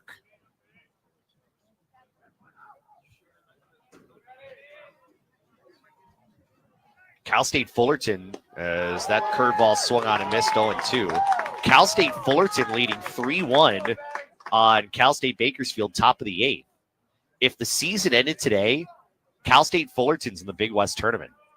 0-2, another breaking ball. Pena drives this in the air out toward right center field, but he got under it. Quant, the right fielder, into the alley. He makes the catch. 2 down. And Matthew Kurata, the catcher, who is 0 for 3. A couple of groundouts and a strikeout. Yeah, Cal State Fullerton has been playing great baseball here as of late. Bottom 4 in Long Beach. UC Santa Barbara is up 4-0 on the Dirtbags. Pitch, Kurata watches one bounce in front of home plate. 1 ball, no strikes. UCSB 4-6 in the Big West. It has been a tumble since losing the series in Honolulu. 1-0. Fastball. Karata fights it out of play. Back to the right. Count 1-1. If he can get on base, Will Lindbergh would be next. 1-1. Fastball. That's a waist-high strike. 1-2. One more. Great job. This has been such a solid bounce back here from Hawaii's bullpen after O'Brien struggled. 1-2.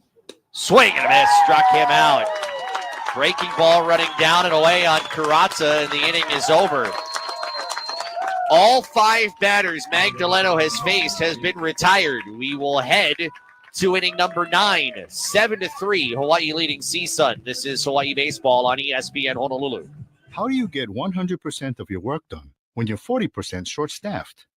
Across Hawaii, city and state departments grapple with thousands of vacant positions. And with fewer workers, that means longer lines at the DMV, delayed building permits, and slowdowns in essential services.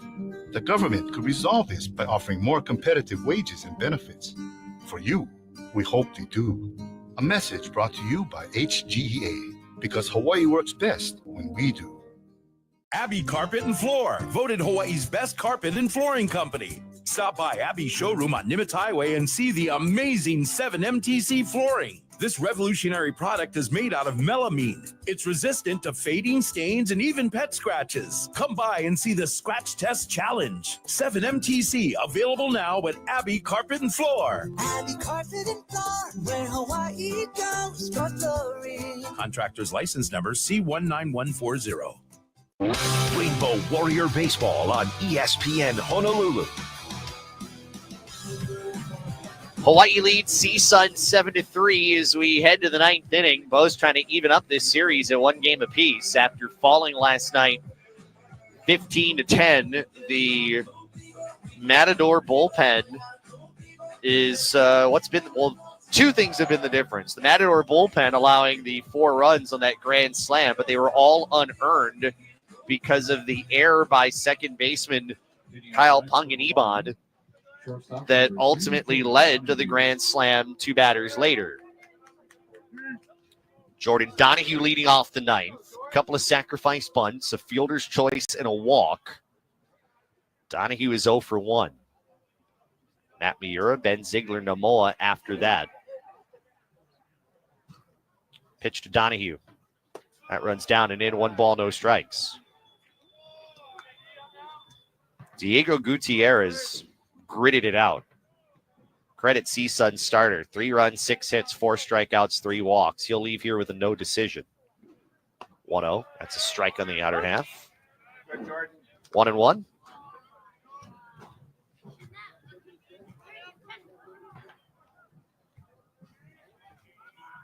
Jason Davis, the 4th Matador pitcher, offers one another strike outside part of the plate. 1 ball, 2 strikes.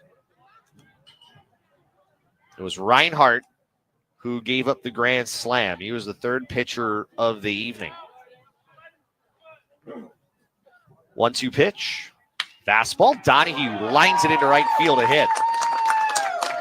His first hit of the night. And Hawaii looking to see if they can tack on a little bit more here in the 9th frame.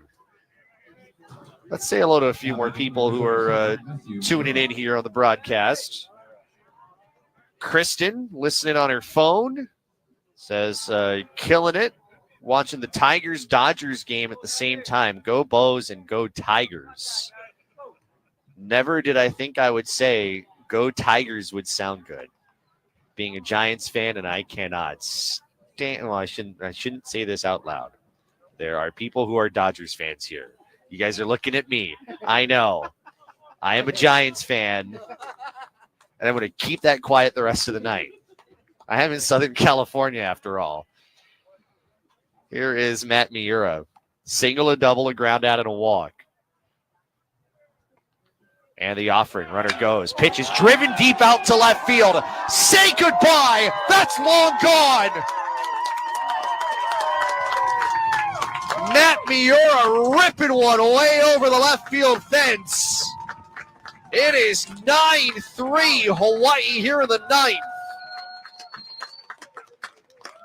You talk about insurance. Miura just delivered his first home run of the season. And a no-doubter. Sanderson in left field just took 2 steps and said, forget it. Second home run of the night for Hawaii. Those runs brought to you by Sports Stand Sporting Goods. It's not just sporting goods, it's a way of life. Just what Hawaii needed. This game was close through 6. It was almost just dangerously close through 6. Here's Ziegler Namoa, who takes one in the dirt, ball 1. That's now at 4 home runs hit in this series by Hawaii. Came in hitting 9 on the year. 1-0. Next pitch. Swing and a miss. Ziegler Namoa had one of those home runs last night. Hit a 3-run home run that at the time it was 9-5. It had gotten Hawaii back within a run. Hawaii could not turn the game around, however. 1-1. Pitch up and away. 2 balls and 1 strike. Itsuki Takemoto waiting in the on-deck circle. CSUN's got a right-hander up in the bullpen. Should they need to go there? 2-1. Swing and a miss. Pitch down, maybe out of the zone. 2 balls, 2 strikes. The thing that is just crazy about tonight is the amount of extra base hits Hawaii has had in this game. 2-2. Swing, that's poked back foul. Hawaii has had a grand total of 2 singles.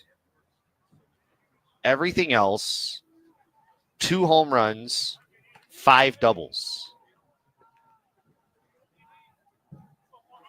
That doesn't sound like Hawaii baseball, does it? But it's working. 2-2. Swing and a high bouncer towards second. Panganiban waits for it. Fields throws to first and gets the first out of the ninth.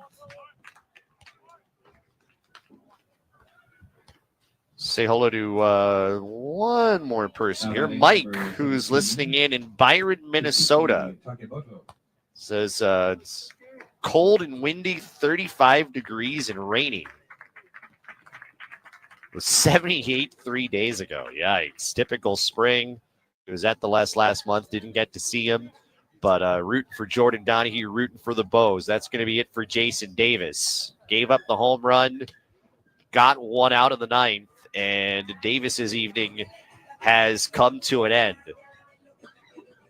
Hawaii has plated 2 on the Miura home run here in the ninth. It is 9-3. Hawaii leading CSUN. With this pitching change, we'll step aside for a minute. You're listening to Hawaii Baseball on ESPN Honolulu.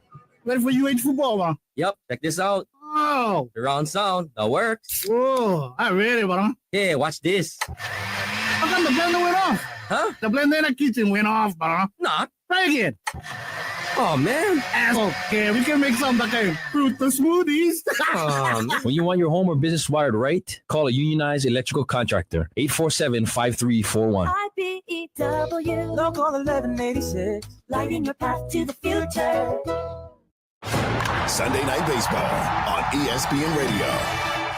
It's Major League Baseball's opening weekend, and the NLE's favorite Atlanta Braves kick it off in San Diego against Fernando Tatis Jr., Manny Machado, and the Padres. God, unbelievable! Fernando Tatis Jr. On ESPN Honolulu, 92.7 FM at 1420 AM.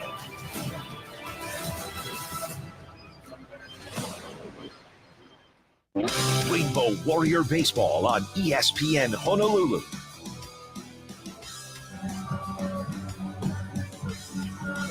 New pitcher here for CSUN is Dante Zamudio, a right-hander making his 5th appearance. He's a senior, 1-0, a 9.53 earned run average in 5 2/3 innings.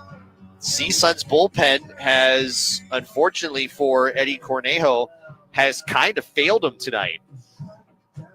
The bullpen has allowed 6 of the 9 runs that have scored. Yet on the other end, it's a stark contrast to the Hawaii bullpen that has, well, not been responsible for any of the CSUN runs. Liam O'Brien was responsible for all 3. He pitched 4 1/3 innings. Granted, Gonzalez and Panganiban got hits off of Sebastian Gonzalez as soon as he got into the game. We'll see Jack Salmon, pinch hitter for Itsuki Takemoto. If you know Tim Salmon, he's the uncle of Jack Salmon, who takes a fastball up and away, 1 ball, no strikes. And I think I can say that because playing for the Angels, and we're in Southern California, I can get away with that. So Salmon pinch hitting in the DH spot. Takes low and inside, 2-0. Salmon hitting .273 with 3 RBI. It's a 9-3 game. I guess you can kind of empty things out a little bit. Fastball, strike called on the inner half, 2-1. Kamana Nahaku, who is, as of right now, the hero in this game, is standing in the on-deck circle. 2-1 pitch. Fastball, Salmon fouls it back and out of play. 2-2.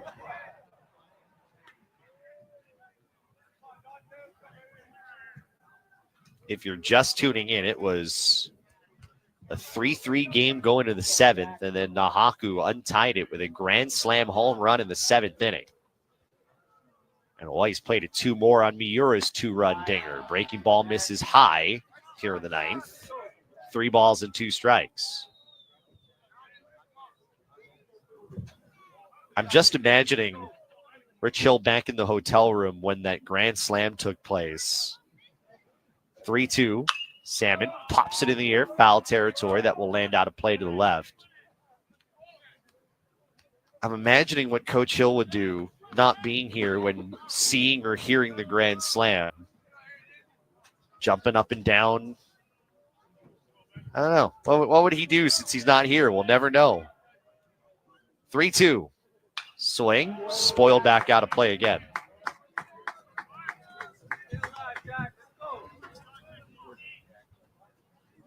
He'll be at the hotel the rest of the weekend. Fortunately, won't be here tonight, or isn't here tonight, as he is serving the start of a 2-game suspension because of his ejection last night. 3-2. That's ripped up the first base line. That's fair for Salmon, and it will head into the corner. Salmon looking for 2. He's going to try for 3. Here comes the throw from the cutoff man. It is late.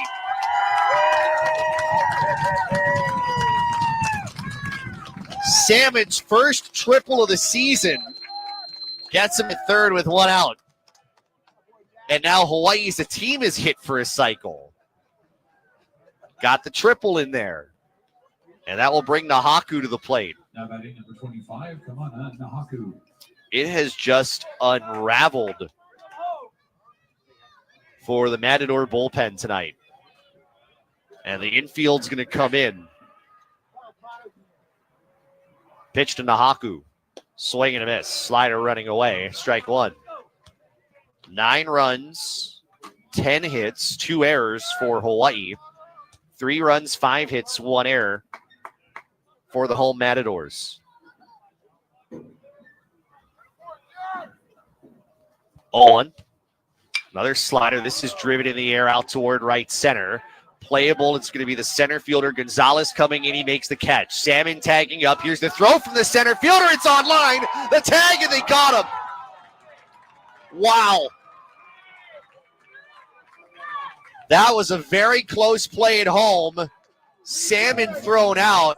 I think Salmon thought he was safe, and I thought the foot had got in there ahead of the tag, but Hawaii's not going to challenge it, and the inning's going to come to an end on the double play, the fly out to center, and then Salmon thrown out 8-2. But Matt Miura's 2-run home run has extended Hawaii's lead. 2 runs on 3 hits, no errors, and nobody left. To the last of the ninth, it is 9-3. Hawaii leading CSUN. This is Hawaii Baseball on ESPN Honolulu.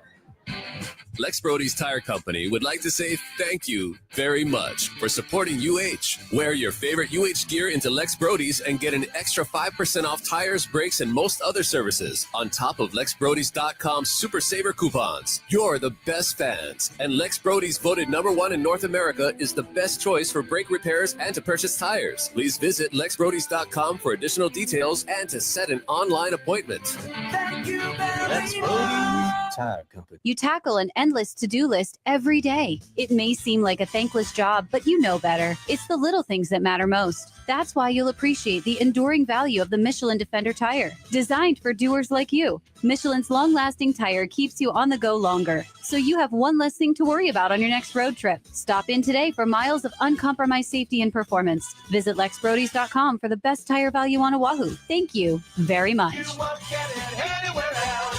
Lex Brody's Tire Company. Rainbow Warrior Baseball on ESPN Honolulu. Hawaii trying to secure a win here in this series to lead to a rubber match tomorrow. Bows with a 9-3 lead heading to the bottom of the ninth. Andrew Ghana is going to pinch hit for Will Lindbergh. And we'll see if Eddie Cornejo starts emptying things out on his end. Lindbergh today had walked twice. Ghana, a senior, hitting 158, a home run and 3 RBI. This was someone who played a lot of games in the outfield last year. And he looks at a curveball, strike one from Isaiah Magdaleno, looking for his 4th save. But Ghana played over 30 games, many of them in left, but has just kind of found himself toward the bottom here. Next pitch, fastball, swatted out of play to the right. And it's 0-2. And that can happen. The tides of baseball. Look at guys in Hawaii's bullpen. They know a lot about that. The 0-2 is just low. Tough take. 1 ball, 2 strikes. Trent Abel on deck. Cameron Calvillo would be next. 1-2. Swing and a miss. That one in the dirt. Verhel De Dio supplies the tag, and there's out number 1. Isaiah's got family here. Now batting number 14, Trent Abel. Hoping to see him pick up the save. That was his 2nd K. And here's Abel. Singled, reached on an error, and struck out. He is 1 for 3. Magdaleno's pitch. Overhand curveball. There's a strike called on the inner half.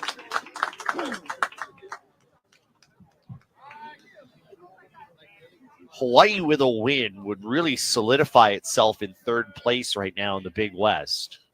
0-1. Another curveball. This is lined to left field. Sinking and dropping in front of Nahaku for a base hit.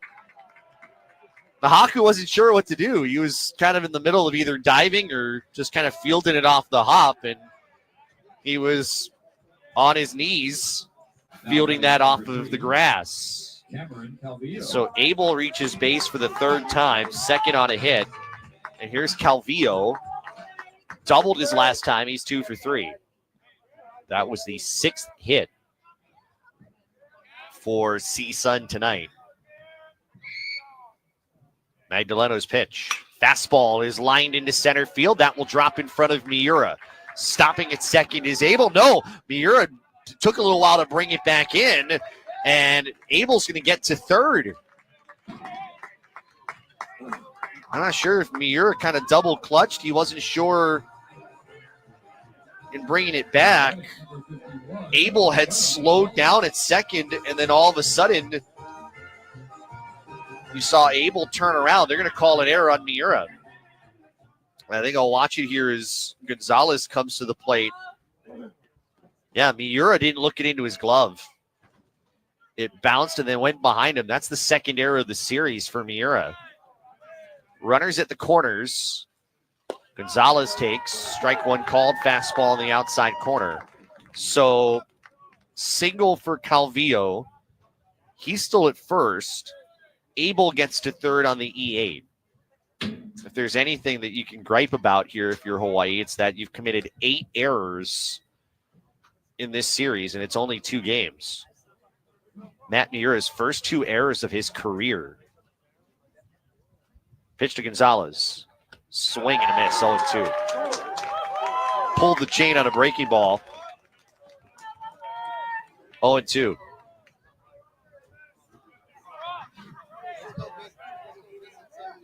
Magdaleno in a position where he'd like to bail out Miura. His pitch. Swing and a miss, struck him out. Challenged him off speed, middle of the plate, and there's 2 away. And Panganiban, who had his struggle back in the 7th that led to the grand slam home run, trying to be the guy that keeps this alive. 9-3 Hawaii, bottom of the 9th. Bows are 1 out away from the win. Panganiban 1 for 3. Singled and is hit by a pitch, and he takes a fastball, rolls it to short. Donahue has it, will throw across to first. It hops to the bag. There to Ziegler Namoa in time.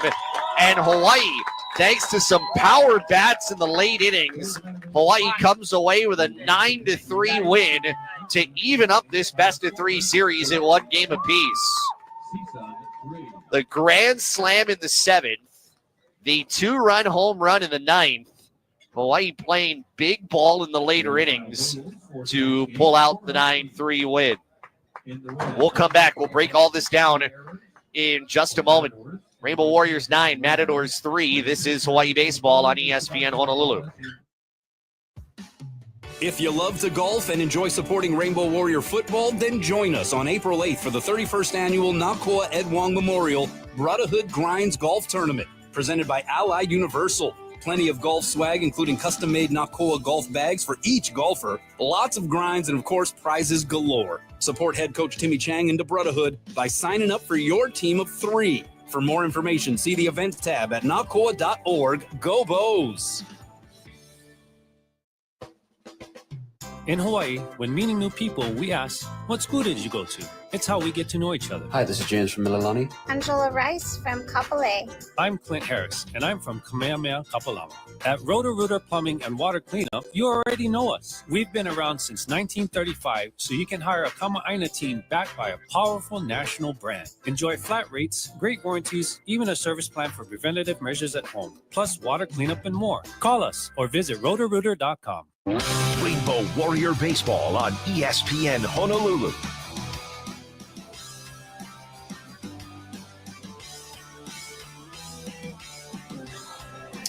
Hawaii 9, Seaside 3. That's the final here in Game 2 of this series, just less than 24 hours after Hawaii gave up a season-worst 15 runs in a 15-10 game. Hawaii comes back with a much-needed Game 2 win. Before we tell you about the final stats, we pause 10 seconds here for station ID. This is Hawaii Baseball on ESPN Honolulu, presented by Sports Stand Sporting Goods. Your official radio home of University of Hawaii Sports is ESPN Honolulu, KKEA Honolulu, 1420 AM and 92.7 FM. Let's roll out tonight's final stats. They are brought to you by Abbey Carpet and Floor. Experience the Abbey difference. 9 runs, 10 hits, 3 errors for Hawaii tonight. 3 runs, 7 hits, 1 error for CSUN. The winning pitcher, Sebastian Gonzalez. And it just goes to tell you, Gonzalez out of the bullpen, no runs, 4 hits, a walk, no strikeouts, and 2 innings pitched. That, you know, he was the number 1 guy. He was the Friday night starter. He kind of struggled in that role. But you know what? The bullpen has been great for Sebastian Gonzalez since he has moved there now for the 3rd consecutive week, as Gonzalez picks up the win. His record now, Sebastian, is 2-0. The save goes to Isaiah Magdaleno, who picks up his team best 4th save. Magdaleno went the final 2 2/3 innings. No runs, 2 hits, 3 strikeouts, no walks. So let's give the Hawaii bullpen credit. More often than not, Hawaii's bullpen has done a solid job, and in this game, it didn't happen last night. In this game, it did. After Liam O'Brien struggled, Hawaii's bullpen, no runs, 6 hits, 3 strikeouts, and a walk in the final 4 2/3. That is a very, very solid effort. The loss goes to Cody King. King, a third of an inning, a run, 1 walk, and one of those runs was the grand slam. In fact, I'm surprised they gave it to King. I thought it would be on Reinhardt because Reinhardt, you know what, it is 3-3, and the first of those 4 runs from the grand slam made it 4, then 5, 6, 7. So that makes sense. King gets the loss. He falls to 0-1. Time of the game, 3 hours, 18 minutes. Attendance, 276 here at the ballpark tonight. Some of the offensive numbers, CSUN just 7 hits. It's almost like they wasted all of their hits last night. 2 hits for Trent Abel, 3 for Cameron Calvillo. On the other side for Hawaii, 3 hits for Matthew Miura, including his 2-run home run in the 9th. Kamada Nahaku with his grand slam. Nobody outside of Miura was able to put up more than 1 hit. A 9-3, your final. We'll come back. We've got some highlights and more in just a moment. This is Hawaii Baseball on ESPN Honolulu. Did you know that concussion doesn't only happen in sports? About 40% of concussions reported are non-sports related. These happen in everyday events such as slips and falls, motor vehicle accidents, and recreational activities like skateboarding and bicycling. Concussion can also occur in unfortunate circumstances like assault and abuse. Be aware of the signs and the symptoms. And if you suspect a concussion, go to your medical doctor to get treated and learn to manage your symptoms. This message brought to you by HCAMP, the Hawaii Concussion Awareness Management Program. Get ready for Hawaii's biggest pickleball showdown, the Hawaii Pacific Health ESPN Honolulu Open, presented by HMSA. From April 10th to 13th, the Hawaii Convention Center transforms into a pickleball paradise. With practice indoor courts, pro exhibitions, expo, clinics, giveaways, free activities, and more, entry is free to the public. Head to HonoluluOpen.com. Mahalo to our sponsors: Hawaii Pacific Health, HMSA, Pickles at Forte, Ala Moana Hotel, Hawaii Tourism Authority, All Access Ortho, Bank of Hawaii, Office Pavilion, and Waiea Water. Aloha from Waiakea. As a proud corporate sponsor of University of Hawaii Athletics, we're committed to keeping our athletes and fans hydrated with delicious volcanic water straight from the Big Island. Our water originates atop the Mauna Loa volcano as rain and snow melt, filtering through thousands of feet of porous volcanic rock and re-emerging at the surface as refreshingly crisp, naturally alkaline water.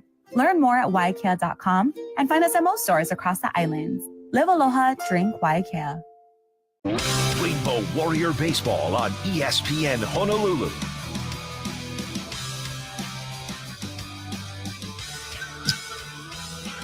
Final 9-3, Hawaii over CSUN. Let's roll through the highlights of this game. You wouldn't have known it, but this was a very close and competitive game early on. Hawaii would strike first in the first inning. Shinsuke Sakaino doubled to open the game, and Matthew Miura would lead him home shortly after.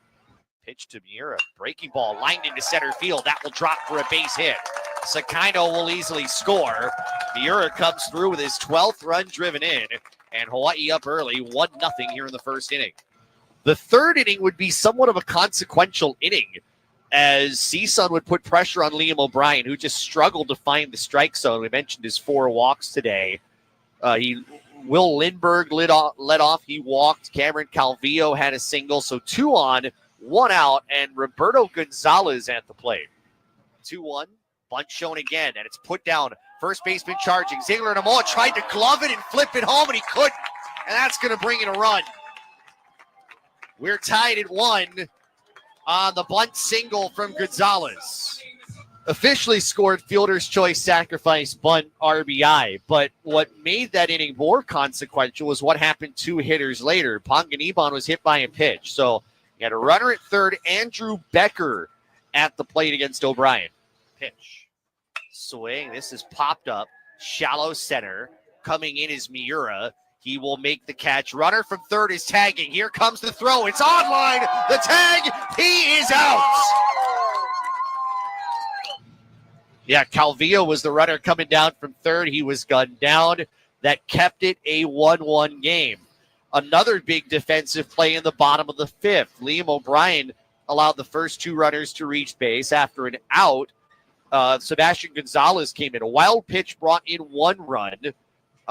So that made it 2-1 CSUN. They actually played it a couple of runs in that inning. But Becker again, this time against Gonzalez, with runners on and just one out.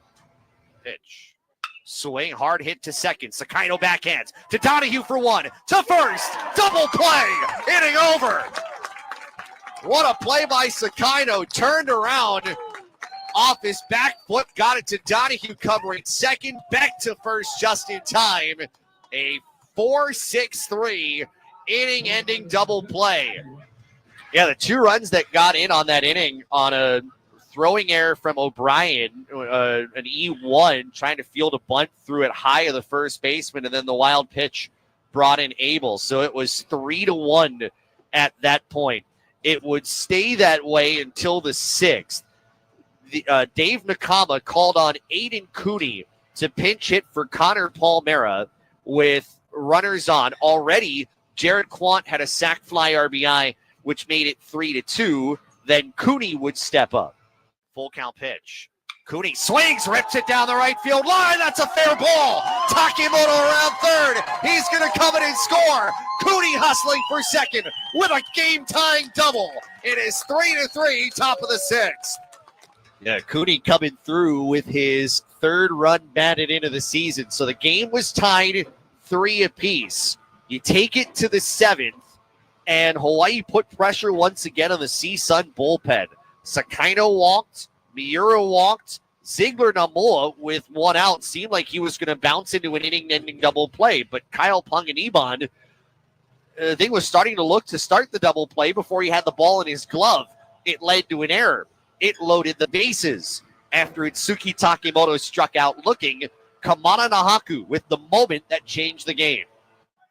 0-2 to Nahaku. Fastball driven out towards center field. Racing back, Gonzalez. Racing back. That one is gone! Nahaku goes yard for a grand slam! And Hawaii has taken a 7-3 lead. Nahaku's second home run of the weekend. This time a grand slam that made it 7-3. And then you go to the ninth, and the player who shined the brightest in this game, brought to you by IBEW Local 1186, lighting your path to the future. Jordan Donahue led off with a single. Then Matthew Miura, he just wanted to go home, but he had to wait till the bottom half of the inning. But Miura said, why not? I'm just going to start the process. And the offering, runner goes. Pitch is driven deep out to left field. Say goodbye. That's long gone. Matt Miura ripping one way over the left field fence. It is 9-3 Hawaii here in the ninth. Miura had a great day. He went 3 for 4. Drove in 3 with that 2-run home run. He had an RBI single in the first, as we mentioned. He was a triple shy of the cycle. 9-3 would be your final as Hawaii picks up the second of these two games after losing the first, and we'll try for a series win coming up tomorrow night. We'll come back, close things out here in just a moment. Your final 9-3 Hawaii over CSUN.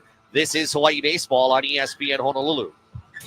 Would you like to work in the sports industry here in Hawaii? ESPN Honolulu has rare entry-level full or part-time openings for board operators. You'll work behind the scenes with our local broadcasters on their radio programs and University of Hawaii and high school sports. New to radio? That's okay. We'll train you. Send your resume with a cover letter to info@espnhonolulu.com. That's info@espnhonolulu.com. We're part of the IO family of companies, an equal opportunity employer.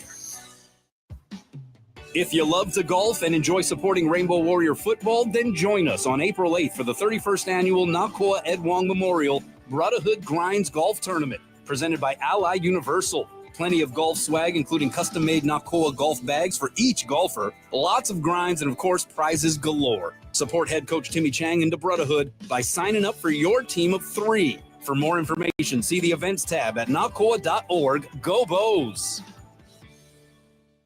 Get ready for the Hawaii Pacific Health ESPN Honolulu Open presented by HMSA. Join us at the Hawaii Convention Center for interactive workshops, exciting pro exhibition matches, plus intro to pickleball sessions for all ages and adult lessons. It's all happening Saturday, April 12th from 1 to 4 p.m. and Sunday, April 13th from 11 to 4. Don't miss the Hawaii Pacific Health ESPN Honolulu Open presented by HMSA. Admission is free.